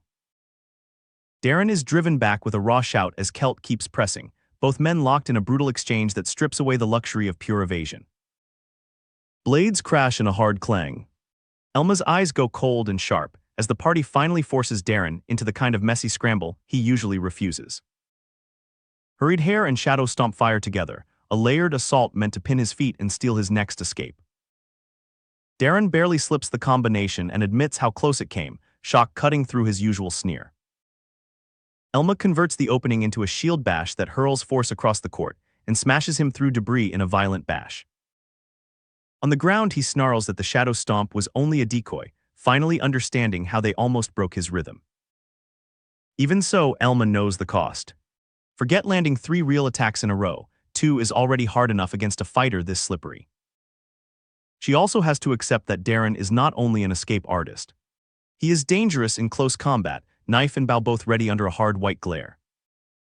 The field goes quiet in the worst way. Rush is down. Meeble is down. Celt is face first in the dirt. One by one, Elma names them and feels the party collapse around her. She faces the truth with her back to the wall. She still has not found a clean opening, yet she knows she must go on the offensive or the fight ends here. Darren checks the field and clicks his tongue. He did not kill a single one just now, but he tells himself it does not matter as long as they are out of the fight. Then a new armored figure steps onto the stone and stares Elma down, stunned that Carlos lost to what he calls these weaklings. Elma raises sword and shield with a sharp gasp, forced to reset against an arrival she did not plan for. Darren only flicks a dismissive shot into the ground and watches the newcomer with open contempt. He names the armored arrival a pretend hero nutcase, as if the fight just became more annoying rather than more dangerous. Across the open court, the two standoffs harden into a new line of battle, and Elma can only echo the word in confusion: nutcase. The armored combatant points a blade and cries out a vow to become the former version of himself again, the self who still believed in his ideals. Chapter 147 finds Elma shaken by a different truth. She failed to see through Carlos's act, and the realization lands harder than any arrow. Darren laughs over a discarded emblem in the dust. He says Carlos had imbued that false persona with his true feelings and wishes, turning a lie into something dangerously sincere. The armored combatant answers that it must have been because of what Carlos said himself, holding to words that never matched the cult's script. Darren explains the assignment. The cult only told Carlos to pretend while investigating abnormal events, yet the man started playing hero even in front of Darren, and the performance was award-winning. He remembers Carlos rambling on and on about an adventurer's mission and duty, sermons that never quite fit a simple spy. The armored combatant cuts through the mockery. Carlos is a criminal who committed unforgivable acts, and that judgment leaves no room for nostalgia. Darren jabs a finger at his own temple and asks what that damn loser deluded himself into thinking. Elma, listening, does not like a single word of it. The armored fighter charges with a furious howl. Darren answers with arrows, and the clash of shield and shot tears across the stone court. "How dare you?" the armored combatant shouts, batting a volley aside while Elma locks eyes with Darren over the next killing line. Elma forces the range herself. At this distance, she tells herself, her attack will reach him a split second before he can dodge. Darren tries to laugh it off, telling the armored fighter to calm down, but the next exchange still drives him into a brutal close scrape. Jack Joker screams between them in a screeching cross of steel. Elma takes the shock of the counter and hears Darren ask whether she warned her party not to panic. She has to admit it. This guy truly knows combat strategies, and for a moment he has simply outsmarted her. A thin projectile leaves Darren's fingers. He laughs that it is over, claiming she fell for an obvious trick. Elma's status window bleeds red, HP gutted, yet she steadies herself. This particular battle of wits is not finished. She had been checking that build's tactics on purpose, kneeling through the arrow's path to see if Darren truly understood what he was reading. She vaults the follow-up shot in a burst of motion that leaves Darren pointing in disbelief and asking what just happened. Then she unleashes Dragonrage Deathgaze with no defense spared.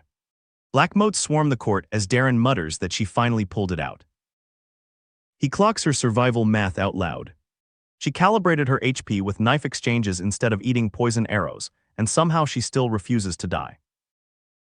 Elma's next plan is ruthless and simple. Catch up to Darren, predict his movements and evasion skill usage, and keep closing the distance no matter how he slips. Without life shield left, the situation is literally do or die. After that, she has to make him spend Jack Joker. She only gets one clean chance. Both fighters coil for the decisive exchange, as blood and black motes streak the air between them. Elma drives the pursuit hard across the court, blades and body forcing Darren out of every comfortable angle. He clicks his tongue in irritation as the pressure finally strips another escape from his rotation. Fire Ring Dive roars upward with 2 more evasion skills still to burn. Elma locks onto the win condition. If she can shut out his evasion skills completely, she wins. Elma keeps her eyes on Fire Ring Dive and reads the landing as a straight line. Wherever the spiral ends, Darren is dumped straight ahead, and that is where she will be waiting. Chapter 148 opens on that pursuit. Darren skids, Elma thuds after him, and neither fighter gives the other a clean breath of space. Darren laughs that the moves are nice, but Elma knows the truth. He still holds the overwhelming upper hand. Hurried Hair tears another escape open under her blades. She fights like a Magic World player, taking the shortest path to a win. Darren has fought Twilight stealth builds hundreds of times, and he can feel her forcing the efficient line. He scrapes across the grass on a hard skid as Jack Joker begins to form, eyes blown wide when he realizes the counter is already in motion. Elma explains her earlier hit. After eating Jack Joker once, she deliberately showed off her knowledge of his tactics so he would know she can counter him and stop taking free risks. Hazy image flares, but she names it a feint on the spot. Darren curses as the false body dissolves and the real pressure stays locked on him. Where did he escape after hazy image? Elma scans right, then left, sweat on her brow as every wrong guess ends the run. She commits all or nothing to the right and launches, black motes streaming, as she spends the last clean read she has. The impact crashes through the trees. Somewhere off the main line, voices admit that was close enough to make them sweat, while Elma's face hardens through the aftershock. She hates the thought that all this work could lose to bad luck. Darren still howls that victory is his, even as the field refuses to settle. Away from the duel, Meeble finds Roosh and Kelt down hard. She asks about their wounds, then tells them to forget about her and heal themselves first. The healer is nearly out of MP. What remains is barely enough to restore one of them. Kelt claws the dirt and calls it his fault.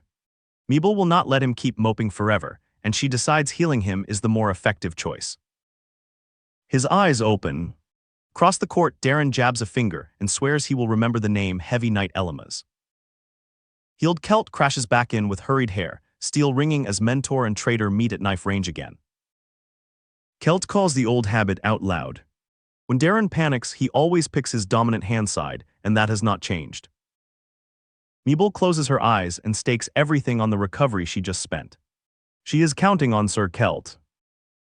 Blades seeing through another exchange. Darren sneers that once Kelt is poisoned it is over, already tasting the finish. Kelt drives forward anyway and shouts that this is not going to stop him. Darren's face breaks open in shock as he realizes the hunter has poison protection. Kelt crashes back into Darren with everything left in his body. He knows he dragged these people into the mess, held them back when it counted, and even took the last of Meeble's MP for himself. Steel rings as he decides there is no retreat. If he does not step up now, he will be actual scum. Chapter 149. Darren sneers that this kid who is about to die actually thinks he can best him. He calls Kelt's knifework lazy and tries to kick free, but the scramble only gets uglier as holds break and both men shout through the dirt. A roaring dragon-shaped strike tears the field open. Kelt had been aiming for Darren's legs from the start, and Elma counts 37 seconds since fire ring dive was used. Kelt screams for Elma's to go. Darren howls that he will not be taken down, and Jack Joker meets Flumia strike in a just-in-time collision that finally lands. Elma's roar carries the blow through, black motes and blood cutting the air as the hit refuses to miss. Through Darren's scream, Kelt asks a quieter, worse question. Darren, did you know? Memory opens on a younger geese in a wagon, explaining that without parents or kids, dying in a dream hole means all their stuff becomes guild property. Younger Darren admits he has heard the rumors. Between drinks they joke about what adventurer would be dumb enough to actually return the goods. Geese lays out the pact with a grin. If one of them kicks the bucket first, the survivor pawns the dead man's gear and drinks good booze in his memory. It sounds like a plan as their wagon rolls the forest road. Fate, as it would have it, comes only a week later. In the dream hole they are underprepared, short a hired healer, facing thicker monsters and poison. Geese says they cannot go on like this and that he and Darren should head in themselves. Injured against the cave wall, Geese tells Darren to leave him there. A shove sends the survivor toward the exit while weapons spill across the stone. Geese asks if he remembers their agreement, then tells him to go wild with those spoils. That is the way they roll. In the end, Darren ditches Geese and flees back to La Corina alone, already rewriting the story he will tell. Selling Geese's gear in a way that cannot be traced proves harder than expected. Big money cannot move cleanly, so he documents forgeries and learns how restrictive the city's systems really are. A glass of expensive ice clunks down. Instead of handing the goods to the guild, annoyed Darren forges a shop run and drinks the profit. He knows even then that it was the wrong move. Silence settles on his face before the consequences arrive. Guildmouth stacked the case at once. He covered up a friend's death, sold the weapon, acted suspicious, celebrated with expensive alcohol, and left contradictions in his report. The next day, rumors that he killed Geese are treated as official truth by lowly adventurers. Darren never claimed to be a model adventurer. Coercion, violence, and fake reports are the guild's everyday rot, but now even honest work is closed, and righteous idiots risk sneak attacks on him. Young Kelt still shouts that Darren would never kill his own friend. An accuser calls him an obedient little pet and gets smashed for it. They demand how he can cover for that scumbag with all this proof, certain the boy must have been in cahoots with Darren. Kelt keeps fighting, daring them to say it again, while Darren's back is already turned on the scene he will not defend. Rain hammers the guild roof and the hills beyond. Darren walks the wet bridge alone, humming under his breath with Geese's marked bottle clenched in a gloved hand. Water runs off the glass G as he keeps walking into the storm, a single figure against the city and the bridge, carrying a debt the present fight has finally called due. Kelt remembered that Darren had never really taught him how to be an adventurer. Everything Kelt knew came from watching the man closely and copying his techniques because, back then, he had no other way to survive.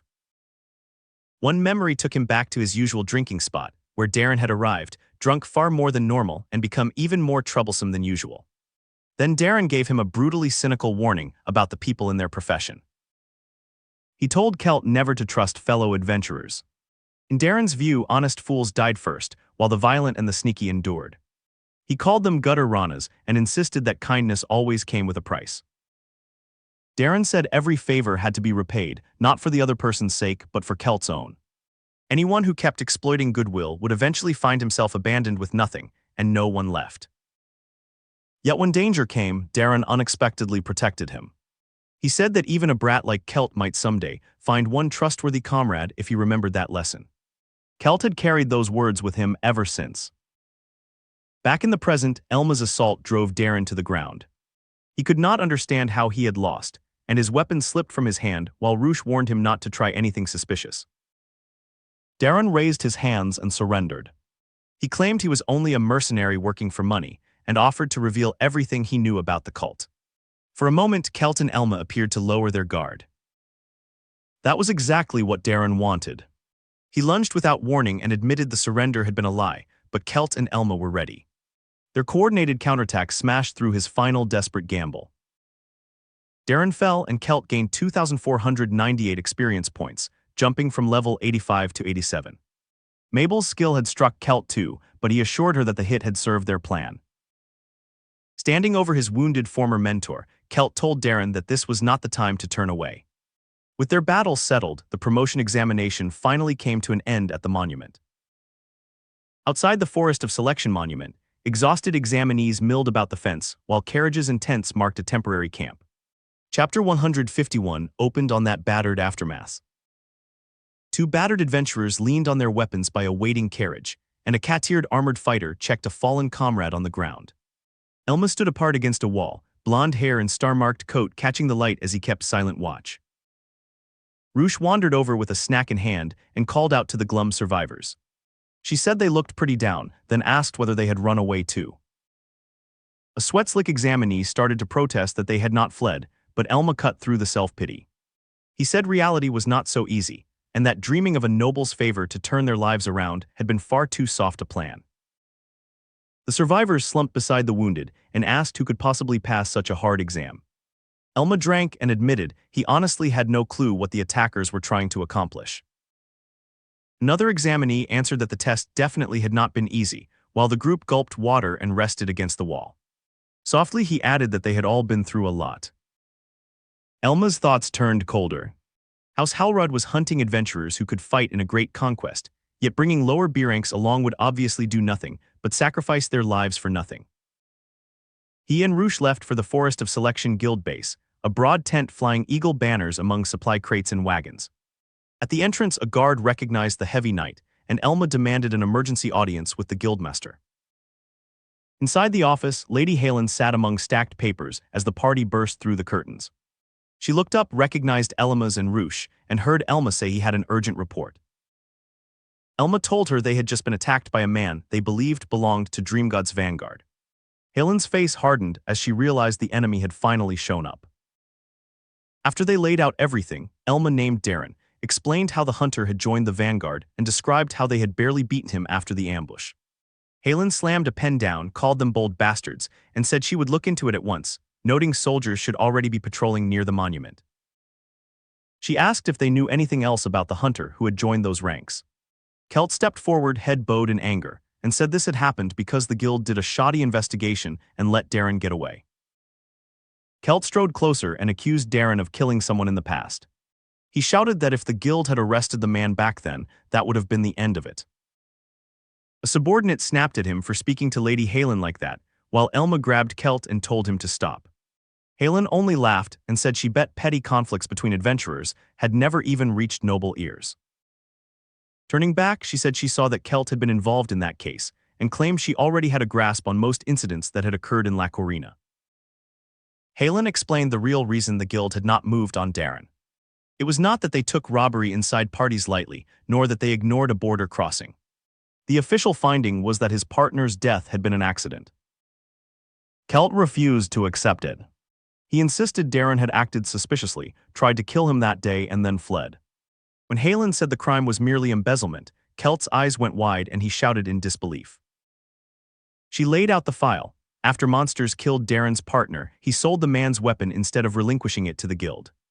Cases like that were painfully common unless they turned egregious, and she insisted the guild still investigated adventurers fairly. Kelt still demanded whether the guild had labeled Darren a murderer, then clenched his fists as the answer sank in. He muttered that in the end Darren really had not committed murder, cursed the dumbass, and took the blow hard. Halen did not soften the rest of the verdict. She said Darren was still a heinous criminal who had joined a cult that aimed to debilitate their nation, and that after he lost credibility as an adventurer, he needed money badly enough to enter the cult's ranks. In the quiet tent, Halen faced Kelt and admitted their own inexperience was partially to blame. If he had lost someone close because of that failure, she wanted him to hear the apology directly. She bowed deeply and said she was truly sorry. Kelt, shaken, answered that he had been lashing out for no good reason, apologized in turn, and Halen told him to raise his head. That was the truth behind the series of incidents. Outside the guild tent, Elma, Kelt, Roosh, and the dark-haired companion walked away under a clear sky. Elma still could not stop turning one question over. Why had Darren tricked Kelt into giving him his father's keepsake? He admitted they still did not know the answer. Kelt called out to him and suggested maybe Darren had done it to absolve Kelt of any blame. Then softer, he thanked Elma for inviting him to the exam. Elma smiled, the dark-haired girl and Roosh beamed in welcome, and a quiet "You're welcome" closed the chapter over the distant monument walls. After Elma's party reported the cult attack, the special promotion exam halted at once. Even a large event could not continue once assassins had infiltrated the grounds. A few days later, the city still gathered in force. Crowds packed a plaza as the guild publicly honored the representative party that had passed the exam. Chapter 152 began on that roar of celebration. Lady Halen stood before Elma, Roosh, Kelt, and Meeble and declared that the title of Pre-A-Rank was by no means trivial. She said they had passed with flying colors, then praised them as protectors who would guard the country's peace and prosperity. She wished them unceasing glory and blessings, claimed their success proved the guild had chosen the next generation of heroes, and prayed that their path ahead would be bright while knights and the plaza answered with cheers. Roosh nearly melted under the attention, spinning in comic panic. Nearby spectators muttered that level 92 enemies had shown up in the exam, that they were glad they had not signed up, and that these kids must have been the top achievers after all. Roosh whispered that she kind of felt she did not belong there. Elma and Kelt told her that was not true at all and that she could stick her chest out with pride, and she finally managed a shaky okay. In the stands, people asked whether the group had really defeated a level 92 monster, whether the guild had lowered requirements because the exam ended early, and whether this was favoritism. Someone concluded that if the story were true, they were the real monsters. Kelt savored the sight of third-rate losers who once looked down on him now gritting their teeth. Meeble said it had been worth having him sign up, called it a great sight, and agreed it was a nice feeling as the four walked the stone plaza. Halen told Elma his group had truly surprised her, admitting they had not anticipated the party taking down a monster like that. Then she swayed, complaining that all the unusual occurrences were throwing off her senses. Staff had to haul her back and beg Lady Halen to hang in until the ceremony was done. Elma and Roosh could only smile through it, while a knight below raised his sword to the continuing cheers. Later the party packed into a noisy tavern under a hanging barrel sign. Meeble sat heavy with guilt and remembered deciding to get both the stupid test and the act of pretending to be friends over with. She admitted she had caused a lot of headaches during the exam. Kelt muttered that teasing him about it was underhanded, but Meeble only brightened and declared that Sir Kelt was treating them today. Then she turned the knife with a grin. She said Kelt had not only dragged them into his personal drama, he had made them worry with his foul mood the whole time, and after all that he had basically helped the enemy by just standing there. Under the night roofs outside, Kelt finally apologized. He told Meeble he was sorry she had been forced to play the villain, so things would not be awkward between them. Meeble looked confused, then burst out that had not been her intention. Walking the moonlit street with the others, Kelt only half smiled at her fluster. She shouted that she just had to pay, okay, then brightened and said at least things did not have to stay awkward if everyone stayed up front. She cheered that she could indulge as much as she wanted, while Roosh already planned round 2 of food. Elma clapped Kelt's shoulder and said he was already over the friction. Outside, the city roofs and bright windows settled into a quiet night under the moon. On a stone walk by the canal, Kelt seriously thanked the others. He admitted he would be lying if he said he had totally moved on. But seeing Darren face to face had made him realize something. He was really glad he had settled the score, and Elma quietly spoke his name as the truth landed. Kelt said that if not for the exam, not knowing the truth might have haunted him for the rest of his life. He did not think Dreamgod's vanguard had necessarily led Darren astray. For a piece of scum whose only skill was fighting, once honest adventuring was barred, he was bound to end up that way. Kelt stared into a dark well as he said it. Then he turned to Elma and Roosh and asked if they planned to join the Great Conquest as the nobles hired mercs. His next words were simple and firm, "Take me with you." Meeble shouted for him to wait and insisted he could not make that decision lightly. Kelt answered that he had been thinking about it for the past 2 days, while Elma and Roosh gaped. He wanted to know what Darren had been contributing to.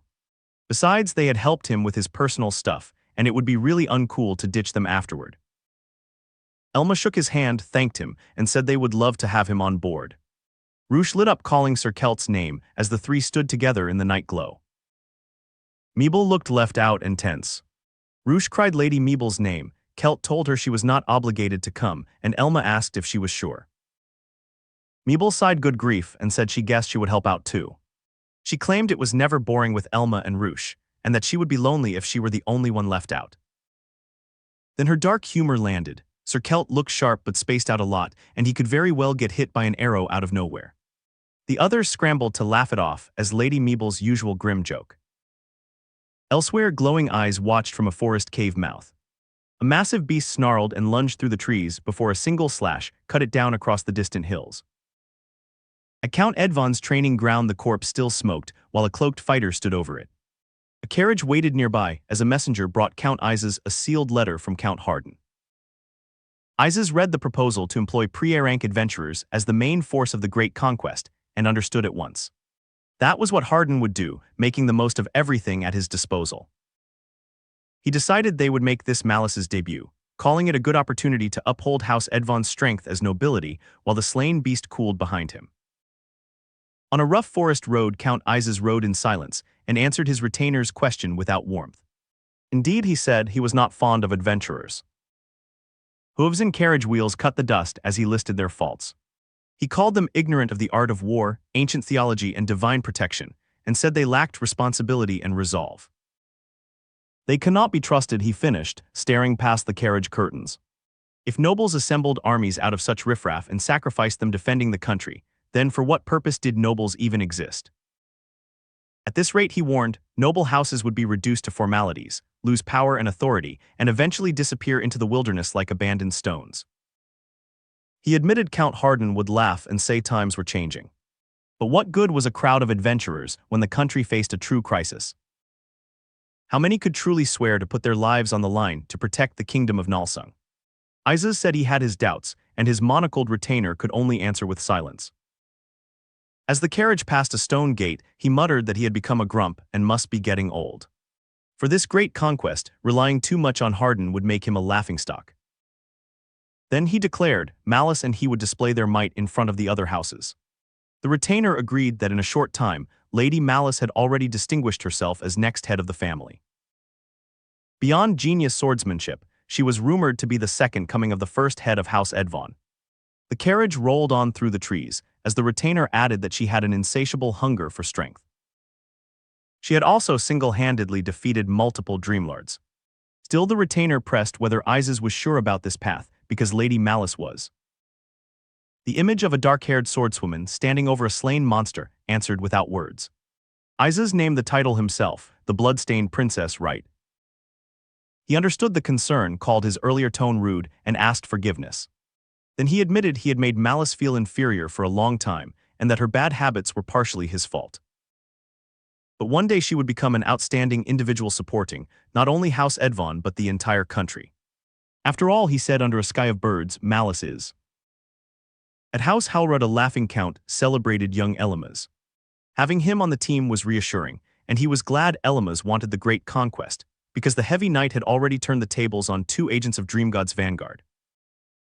When the Blackwinged Knight noted how highly he held Elmas, Halrud said of course, he liked talented people. He was even considering having Elmas marry his beloved daughter Snow, who seemed quite taken with the young man herself. The knight asked if he intended to deploy Elmas the adventurer to the great conquest as a mercenary of House Halrud. Halrud grinned that Count Isis had been lamenting a lack of manpower. Being the gracious man he was, he would lend Isis his valuable young Elmas, and he cackled, wondering what face the rival count would make. He wanted to keep a close eye on the relationship between Isis and Elmas. Psychological tricks were hardly Isis's forte, the knight answered, but it was still possible the disinheritance had been a ruse. Halrud called young Elmas a man of mystery. While unlikely, he also doubted Elmas had no ties to the cult whatsoever, and he meant to use this chance to investigate the heavy knight's true identity. Then he went further, he might back Elmas and install him as the new head of House Edvan. The Blackwinged Knight asked if that had been the plan all along, and admitted he was impressed. Halrud said it depended on how the great conquest went, and on the relationship between those two. Sorry to Snow, but in that case he would remove her as a potential successor, and have her marry young Elmas to act as a collar. The knight recoiled and asked if he intended to meddle in House Edvan's internal affairs. Halrud laughed that the knight made it sound worse than it was. He merely wished to mediate between the poor former heir and the family, who had unfairly cast him out. Elsewhere, Isis watched his own carriage and admitted that if House Edvan were incapacitated, that would be a problem for him too. Halrud finally greeted Count Isis in person and hoped he would not be disappointed. Isis still muttered that Elmas would not do, because in an age that had lost the virtue of divine protection, a heavy knight like him simply was not enough. 1 week after the special promotion exam, the guild hall murmured with restless adventurers. Staff hammered a notice into the wall and passed out sealed flyers while people watched from the floor. The flyer bore the crest of the Great Conquest. A huge banner of the same design went up in the hall as the recruitment drive began in public. Roosh lit up and said they had finally begun recruiting for the Great Conquest. This could be their chance to discover who had tricked Carlos and Sir Kelt's old friend as well. Elma quietly agreed. Studying the page, they noted the flyers did not go into much detail, perhaps because the organizers feared spies. Elma still wanted to know why the nobles had their eye on the forbidden Greatwood. He decided they would have to formally sign up to learn more. Roosh clutched the paper and promised she would not run away now that they had come this far. Elma said they should do everything they could to prepare, and Roosh cheered that they still had time before the Great Conquest. That said, Elma was already level 87.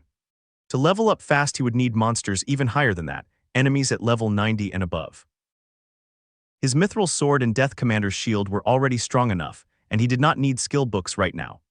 But he doubted monsters that strong were going to crop up near the city. That left gathering runes.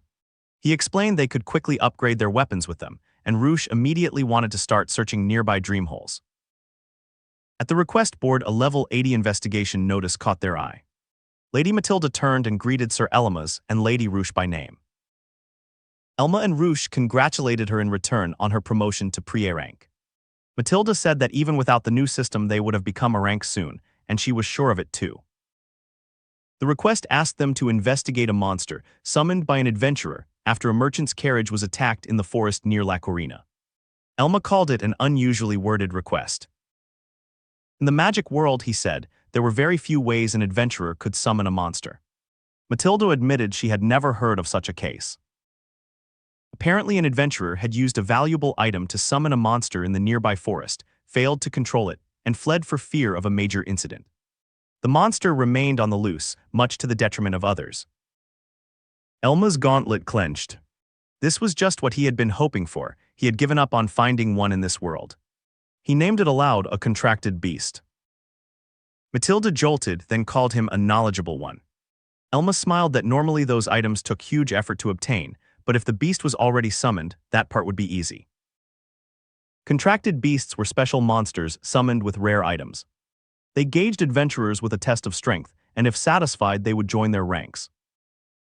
Matilda said it seemed quite formidable, but because it held back its skills they still did not know its true danger level, and the summoner had already left La Corina. The only clue was a crude drawing by the attacked merchant. Elma dryly noted the unique art style as Matilda pulled the sketch from her case. Roosh pointed and asked if it had 5 legs. Elma said that was probably a tail. The three of them studied the page in a thoughtful silence. Matilda explained that was why they were requesting an investigation first. If they quickly assessed its level, they could at least set a priority. Elma said it was level 72. She confirmed the guildmaster had estimated around that, but they still lacked proof. Then Elma identified the species. It was called Manigarmer, a large jet-black wolf summoned with a lunar eclipse crystal strong but with openings before and after its light-based skills. Roosh praised that as classic Sir Elma's. He pointed out that the peculiar art still captured a defining feature, the crystal on Manigarmer's forehead. Matilda stared at the scribble and shouted that he had figured it out from this. Elma only answered yeah, probably, while Roosh stared along with the stunned receptionist. Chapter 155 opened at the guild board. Elma slapped the urgent investigation notice and told Roosh they were changing plans, because this was way more important than looking for runes. Roosh caught on at once. Once they were ready, they would hunt down that summoned Manigarmer. The two charged out of the hall while Lady Matilda could only stare. She muttered that those two always came and went like a storm, still holding the crude sketch of the wolf they were chasing. Their carriage rolled into the mountain valley above a hillside town, then stopped at the edge of a tall bamboo grove.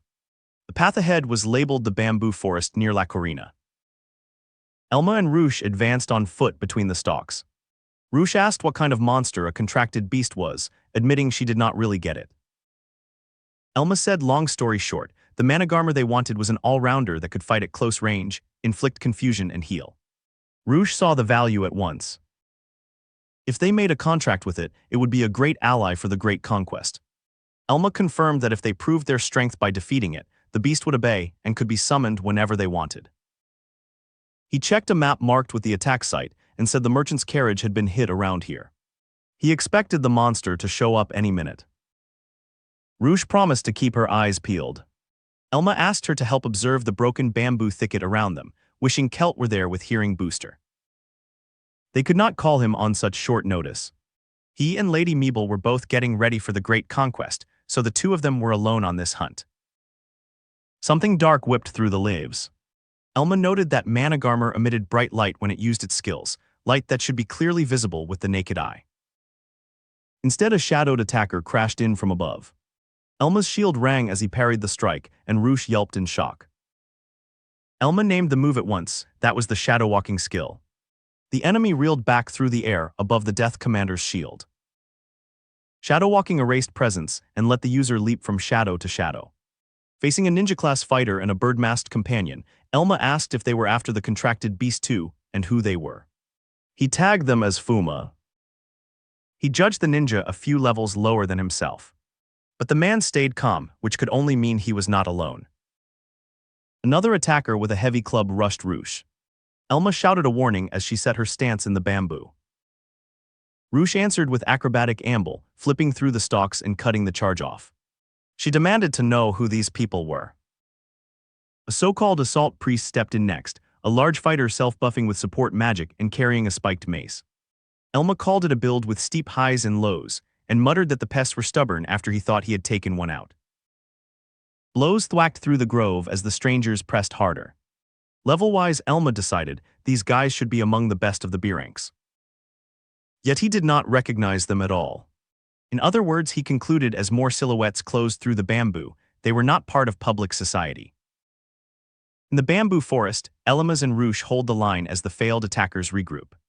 A bird mask fighter bows his head and admits they failed, apologizing to Master Ralph.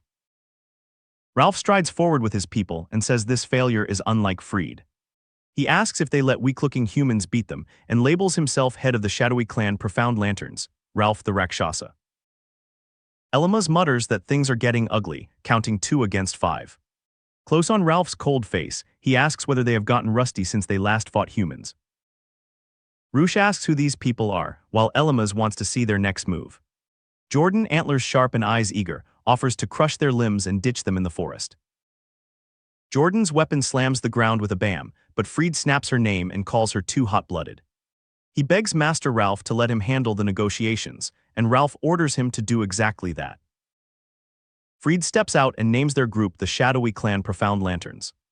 Elmas seizes on the words, and Freed adds that their members tend to be violent while he apologizes for the rudeness. Elmas remembers that a shadowy clan is a pack of rogue adventurers expelled from the guild, taking dirty work for unscrupulous nobles and merchants. Freed coolly says their opening attack was also a warning. Elmas asks why they attacked, just to be sure. Freed answers simply, the idiot son of a rich merchant in La Corina wants a contracted beast for a pet, so he would like them to withdraw. Elmas judges that they have run into trouble again.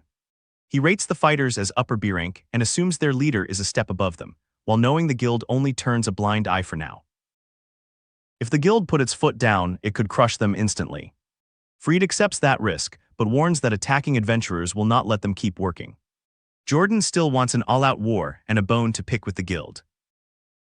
From overhead, the bamboo clearing looks like a trap. Freed shuts Jordan down as useless in negotiations, then softens and says he only wants an honest life in this city. They cannot get legitimate work, so they really need this big job. He asks them to please back down, and Roosh almost believes him, whispering that maybe he is not a bad person after all. Elmas cuts through the act. One threatens them to cloud their judgment, while the other helps so they will side with him, and that is probably their standard negotiation tactic. But their willingness to resort to violence does not seem like an act. With the great conquest coming, he will not lose the chance to obtain a valuable contracted beast. He sorts the roles. Jordan is the intimidator, hot-blooded by nature and not just pretending. Freed keeps her under control and uses her aggression, while Ralph is the only one he cannot get a handle on. The other two also look rough and tumble, but Elmas cannot back down now. He declares that they are pre-A rank adventurers on a request from the guild, confident in their skills. Fried freezes at Priya rank. Jordan realizes these are the people who passed that test, while Ralph's painted face stays unreadable. Ralph says it is his turn to warn them. It will not be easy to silence his clan, and if his people fail, they are finished. Roosh offers a clean split. If both sides agree not to interfere, they will pretend the first attack never happened. Jordan snarls that Elma is looking down on them and wants him taken out already. Jordan charges, but Fried stops her hard. These people have the Count's seal of approval, so fighting them is not worth it, and if she hates nobles that much, she should quit the clan and do it solo. Jordan scoffs at using the Count as a shield, and Elma tells them to just go. Fried looks to Master Ralph for approval while the fight begins to move. Roosh stands ready as blades meet. Elma demands what Ralph is trying to pull, and Ralph laughs that her reaction time is nice and that she cares a lot about her friend. Fried and the others panic, begging Master Ralph not to mess with these people. Ralph asks when Fried became important enough to override his orders, and Fried drops to the ground in apology. Ralph raises his blade and orders the clan to surround them and not let them get away. Looking at the encirclement, Elma can only say that in the end it still came to this. Chapter 157 opens with Ralph calling out Elma the Heavy Knight by name. He says he has been wanting to meet this mighty hero, while the bamboo clearing fills with drawn blades. Elma watches him coldly as Ralph claims he always thought he was Lacorina's strongest, because the city is full of cowards. The only fighter he ever considered his equal was the blackened Flameblade. Ralph says he wanted to fight that man someday, so his surprise was complete when the Flameblade joined a terrorist group and died to some no-name adventurer. Elma asks what he is getting at. Ralph screams for Elma to fight him. If Elma beats him, the Profound Lanterns will back down from this job. Roosh protests that this is a bad idea, but Ralph says they do not have a choice and that a duel needs a proper witness. Weapons rise around the clearing as he asks if they understand the situation they are in. Surrounded in the bamboo, Elma answers fine and accepts the challenge. He tells a shocked Roosh that they were unlikely to leave without a fight anyway. Grinning, Ralph listens as Elma sets terms. If he wins, they withdraw with good grace and they will not lay a finger on Roosh. Ralph agrees and orders his people to keep that girl in check. Roosh yelps in shock as the clan pins her, and Elma shouts that that is not what he said. Ralph savors the tense air before a duel, saying you never get this feeling fighting monsters. The world is full of tedium, but times like this make his heart race. He tells Elma to relax, they will not hurt Roosh if the fight happens. Elma studies Ralph, leader of the Profound Lanterns, and judges his class most likely samurai, more offense-oriented than swordsman, built on complex techniques and counters and power-wise about A rank. Ralph lifts his blade and says a good fight condenses a vast amount of time into the fleeting moment before one side is killed. He asks whether Heavy Knight Elma can give him that. As he grew stronger, he ran out of opponents who could make him feel that passion. Now the two face each other across the clearing while Elma steadies his grip. Jordan sneers that Elma is a fool who cannot match Master Ralph. Elma tells Roosh not to worry and promises he will definitely win this. Ralph charges, laughing that Elma keeps raising his expectations. Their first exchange explodes through the bamboo as steel meets steel. Elma flings a fire-type magic stone that erupts into flames when imbued with mana. Ralph staggers through the blast, then roars that relying on items right off the bat is a pathetic stunt. Dust settles over the fenced clearing while Roosh calls for Sir Elma. Ralph's face twists as he asks whether Elma is making a fool of him. He answers with bloody blades, a skill from the demon bloodline tree, and warns Elma not to think he can escape. Mid-range pressure forces Elma off balance, so Ralph can aim a one-hit kill. Blue Flame Slash tears across the stumps, but Elma reads that the skill leaves Ralph wide open. He answers with Disarm, a common skill that temporarily lowers an enemy's attacking power when the blow lands, perfect bait for that opening. Jordan calls it nothing but cheap tricks. A clanmate asks if Elma is messing around because he thinks he cannot win, and the club bearer screams for Ralph to fight him seriously. Ralph stands bloodied but smiling in the dark clearing. Roosh watches with worry, asking if Elma will be okay and noting that he is being more passive than usual. Chapter 158 opens with Ralph demanding the tense part of the fight. He and Elma clash through the bamboo as Ralph drives the pace. Elma parries a sweeping cut, eyes locked, while Ralph answers with blue flame slash and keeps darting all over the place. Ralph grips his hilt and coils for a killer move. His clan cheers that the pure defense heavy knight is finished if he cannot give a good fight. Ralph sighs that he has lost interest and tells Elma's to get lost, then unleashes blue flame thunderclap in a blast that tears the clearing. Elma's admits the skill is strong, but says it is not something you use head-on. He dodges answers with Vital Slice, drives Ralph into a tree, and finishes the exchange with Shield Bash. The clan gapes as Ralph laughs wildly from the brush. He calls Elma's a real wolf in sheep's clothing and deems him a worthy opponent at last. Smoke curls from Ralph's breath before he summons Demon Fire, a roaring flameskull that races through the bamboo after Elma's. Fire claims the forest floor. Elma's judges that he has a full grasp of the cards in Ralph's hand, and just as asked, he will make his move now. Ralph howls that they are finally getting somewhere as blades ring. Elma's answers with Foxfire Reflection, bouncing the Inferno back. A water-type magic stone releases currents when imbued with mana, dousing the field in a flare of steam. Elma says sorry this ends here, while Ralph shouts in disbelief. Shadow Stomp pins the opening. Vital Slice cuts through, then Shield Bash slams Ralph down. His sword slips as he groans that he thought he had found a good opponent. Ralph sees the bored look in Elma's eyes, the same one he sees in the mirror, and asks if he was not good enough. He collapses unconscious in the dust. Freed confirms he is only unconscious. Roosh cannot believe how one-sided it was. Elma's notes Ralph's last skill tree is Skyrealm Devotee, including Alea's Awakening, which boosts elemental offense that is not classified as magic. He figured it out by doing the math on Ralph's skill potencies. Freed honors Master Ralph's promise. The profound lanterns will withdraw, and he thanks Elma's for a fair fight with outlaws like them. Elma says he has no intention of recklessly killing anyone, and agreed to the duel only to avoid a grudge. He orders them away from the Pierrot girl as the clan retreats. Freed admits he is not used to proper heroes, and that Elma's radiance is blinding. Jordan snaps that he should not be ridiculous, smashes him with her club, and spits Idiot Knight at the heavy knight who just beat their master. In the clearing after Ralph's fall, the outlaws refuse to be looked down on. If people learn their boss lost to some adventurer and ran, their reputation will hit rock bottom and they will become laughingstocks. Freed snaps that Jordan is the one disrespecting Master Ralph, who ordered withdrawal if they lost and will be livid when he wakes. Jordan answers that if that happens, she only needs to leave the clan. She says Elma's humiliated them with stupid tricks and will not let Master Ralph's name be sullied by scum like him. Roosh freezes as Freed can only curse Jordan's name. The monk-type fighter agrees they have no obligation to hold up their end of the deal.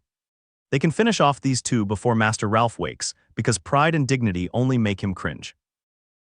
He hurls a magic sphere and calls Freed a lowly errand boy acting like a big-shot advisor. Freed is blasted aside as the monk screams that he has never liked him. Fire erupts between Elma's and Roosh. Broken on the ground, Freed tells the heavy knight to fall back and promises to bring the Pierrot girl to La Corina, but Elma's judges he does not seem capable of that. Elma's charges the monk, plants Shadow Stomp, and drives him back with Shield Bash until the caster collapses. Jordan has Roosh at club point and orders Elma's to drop his weapon and put his face to the ground, or she will turn the Pierrot girl's head into a pomegranate. Roosh apologizes as Elma's freezes. Jordan asks if he has bad hearing and repeats the order. Elma's sword and shield clatter down. She calls Londek to restrain the heavy knight while everyone watches in dread. Something stirs in the bamboo. Jordan tells Roosh not to annoy her and to see the situation she is in, but Roosh insists she hears footsteps getting closer, and Elma's confirms a faint beast tread. Elma's thinks that if Managarmr is approaching, this is their chance, yet if it were Managarmr, the light it emits would already have reached them. So what could this be? Jordan snaps that even if a contracted beast shows up, their priority is still these two. Then a winged, chained monster bursts into the clearing and smashes her into the dirt. The blast throws the clan aside as Jordan twitches on the ground. The beast howls and Elma's realizes he made the worst possible wrong assumption. This monster is not something easy like the Managarmr. The plate names it contracted Beast Towdy, level 96, towering over the ruined clearing with chains and flame. The profound lanterns break and run as Towdy tears the bamboo. Freed begs them not to leave Master Ralph and Jordan down, but they scream that this contracted beast is nothing like the report and they cannot fight something over level 90. Rouge asks what this is. Elma tells her he was mistaken. The adventurer who fled must have summoned an absurd contracted beast, and his face sets as he faces the truth. The sketch was wrong. A second mouth detaches from its face, and the protrusion on its head is a third eye, not a crystal. The merchant who met this freakish monster must have been panicking too hard to draw properly. Elma's sword and shield still lie in the dirt as Towdy charges. Freed curses the heartless bastards and dives with shadow walking, hauling Jordan clear of the roaring rush. Towdy leaps and the bamboo shatters. Elma notes its attack options after leaping are limited, which means the mouth on its chest is still closed, while bodies tumble through the undergrowth. He shouts that it is doing a wide area attack that travels along the ground. Freed screams for Jordan to guard them as Towdy dives and unleashes Calamitous Feast. Jordan forces up Bodhisattva's protection, a radiant hand of light. Rouge is blasted free, while Elma's braces behind his shield as the beast's third eye glares through the dust. The clearing is a crater of cracked earth. Jordan and Freed lie broken in the smoke, while Towdy smolders at the center of the ruin. Freed crawls forward and tells Jordan she is technically a priest, so she should heal a bit while he baits the monster. He says it is for Master Ralph's sake, because he owes him everything, and tells her to take Ralph and leave. Jordan rejects the pity, yet Elma's and Rouge rearm. He apologizes and says they will still be defeating the Towdy. Freed calls that stupid. Two people cannot beat a calamity. Elma's answers that if they retreat, someone here will die. A chance like this will not come again, and a rare contracted beast would help them level before the great conquest. He shouts for Rouge that he will draw Towdy's attention. Once its HP drops below half, they will launch an all-out assault, and she answers that she has got it. Unlike Anak the Calamitous Spirit, Towdy uses no sneaky tricks. It is the type that relies on raw strength, so this battle pits maximum firepower against maximum firepower in an explosive clash. When fighting a monster in the high 90s, most adventurers hunt for suitable party members and rearrange their skill trees to stack firepower. Elma knows that luxury is gone. He and Rouge are standing alone against something built to erase underprepared teams. The status window names the threat. Towdy, a contracted beast at level 96, with 1,326 hit points and more than 500 mana. Monsters in this band carry absurdly inflated health, and every design choice in their kit assumes a full party is answering them. Elma sits at level 87 with only 184 hit points, remaining out of 345. He admits the level gap makes the encounter even more lethal, because every missed read will cost him far more than it costs the beast. Towdy answers with a crushing roar. Elma plants his stance with sword and shield ready, while Rouge stays airborne above the cracked ground, both of them already inside the beast's killing range. The monster launches skyward, wings wide, and a white core of energy gathers beneath its chest. Debris and pressure mark the start of a second mouth technique rather than a simple dive. Elma shouts for Rouge to grab onto something, warning that the pull is about to drag them in. In the same breath he locks onto the horror of the skill. Towdy has opened the second mouth on its body, a black tunnel ringed with teeth. Dark vortex erupts. Wind and shadow spiral up from the ground, while Rouge clings to her staff and Elma's braces against the suction, the entire field folding toward the floating beast. Then the pull dies. Rouge gasps that it stopped and lets out a shaky sigh. Elma's explains that Dark Vortex is not an attack skill at all, and that resisting its suction follows the same formula as Shield Bash, turning raw stability into a survival tool. The second mouth slams shut with a violent chomp. The failed suction leaves Towdy free to change tactics, and Elma's already knows the next phase will be worse. Hellfire barrage lights the sky. Spinning fireballs peel off Towdy's body, while Elma shouts that this is the hard part, and Rouge freezes in shock at the density of the incoming volley. Explosions chase Elma's across the field as he tries to stay ahead of the blasts. Beside him, Rouge shrieks as another detonation erupts at point-blank range, fire and smoke swallowing the lane she just left. Boom after boom tears open the cracked earth. Rouge shouts that the range is ridiculous, watching fireballs walk across distances no ordinary monster should cover so cleanly. One blast still catches Elma's.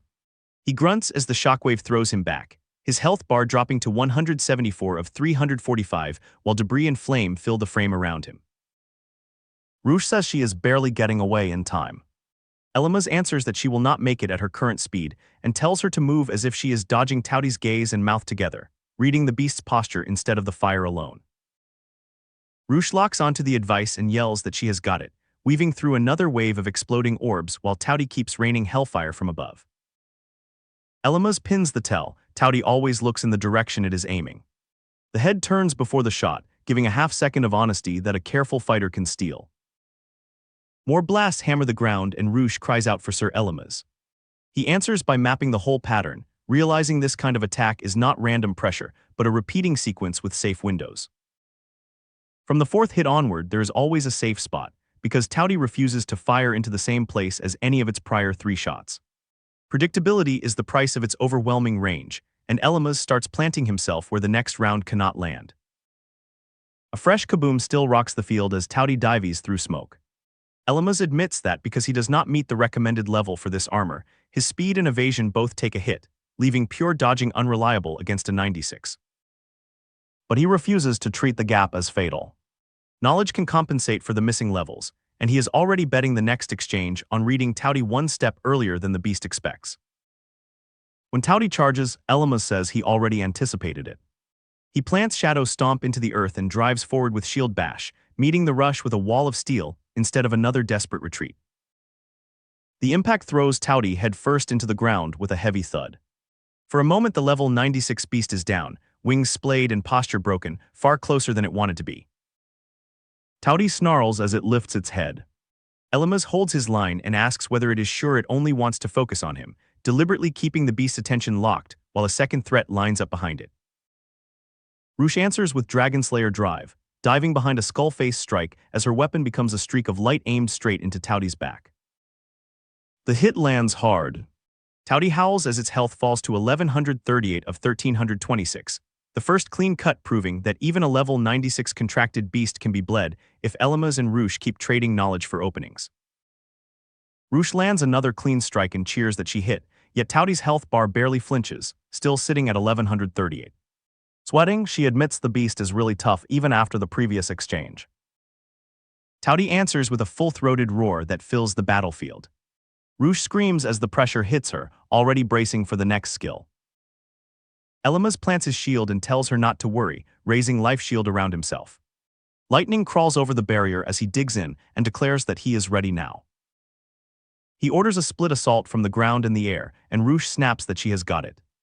Elma's then launches Dragonridge Deathgaze, a blazing charge aimed straight into Tauti's open second mouth.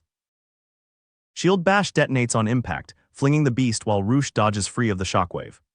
Tauti recovers fast and answers with Hellfire Barrage, fireballs spinning off its body as Roosh stays airborne above the cratered field.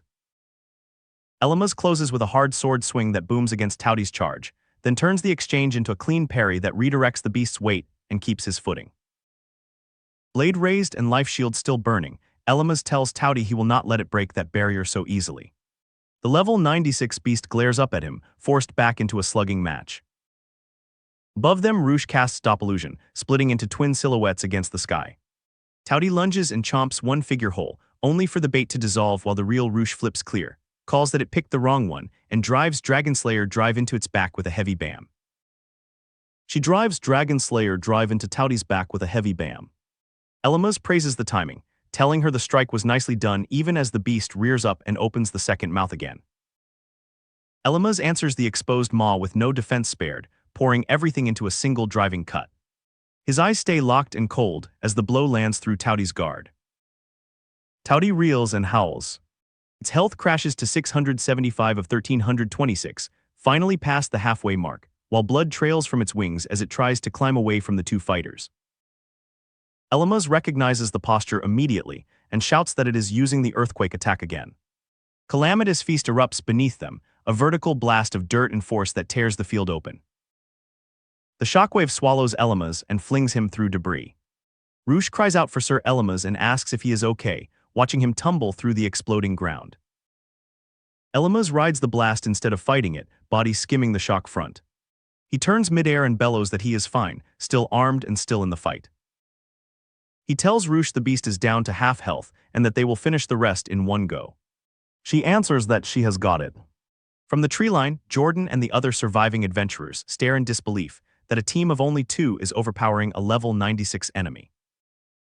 Lightning wraps Elma's weapon as he sets for the final push, and Roosh mirrors the resolve with blade ready. Across the scarred field, Towdy spreads its wings and snarls, half dead and still refusing to fall. From the tree line, the watching adventurers stare as smoke rolls off the battlefield. One of them says this is the power of the man who defeated Master Ralph, and that Towdy is already down to half its health. Across the scarred ground, Elma faces the half-dead beast and admits he would really like to finish the battle in one fell swoop. Towdy's window still shows 675 hit points remaining. He tells himself he must keep Towdy's attention and create an opening for Roosh. But Calamitous Feast was not fully blocked, so it smashed through his life shield, leaving him at 43 hit points and 64 mana. It is make or break now. Then the pressure drops. Towdy stands in the settling dust with its wings half spread, and Elma wonders why the monster has gone so quiet. He recalls the early half of the fight. Back in the game, Towdy simply used its high stats to go on a mindless rampage, and that mindlessness was a big part of how he and Roosh held the upper hand with Dragonslayer drive and no defense spared. The quiet ends. Towdy lifts off and opens the second mouth again. Elma shouts Roosh's name. She answers that she knows, and Dark Vortex tears the field into a spiral of suction and debris. Blackfire Barrage follows, dark fireballs raining harder than the earlier Hellfire Volley. Elma braces through the shock and reminds himself there is a safe spot from the fourth blast onward, because he knows this skill combo like the back of his hand. An explosion still catches the lane he expected to be safe. He realizes the pattern has changed, muttering that this is just what he was afraid of. Towdy is starting to think, and that is bad. He calls a change of plans. They will close in and take it down by force. Roosh answers that she has got it, already shifting from bait and dodge to a direct kill path. Towdy refuses the rush and keeps altitude, wings wide over the broken ground. Elma is startled by the distance and says it is more cautious than he expected. He names the driver behind the new behavior, Fear. Looking up at the hovering beast, he asks if that caution is simply part of its instincts, a survival reflex the mindless rampage had hidden. Elma warns that at this rate they will run out of mana and lose before they can land a finishing blow. Roosh answers that she will bring it down first, diving as a watching adventurer notes the skill she is about to use. Dark dust blooms into a black cube that sprays opaque particles across the sky.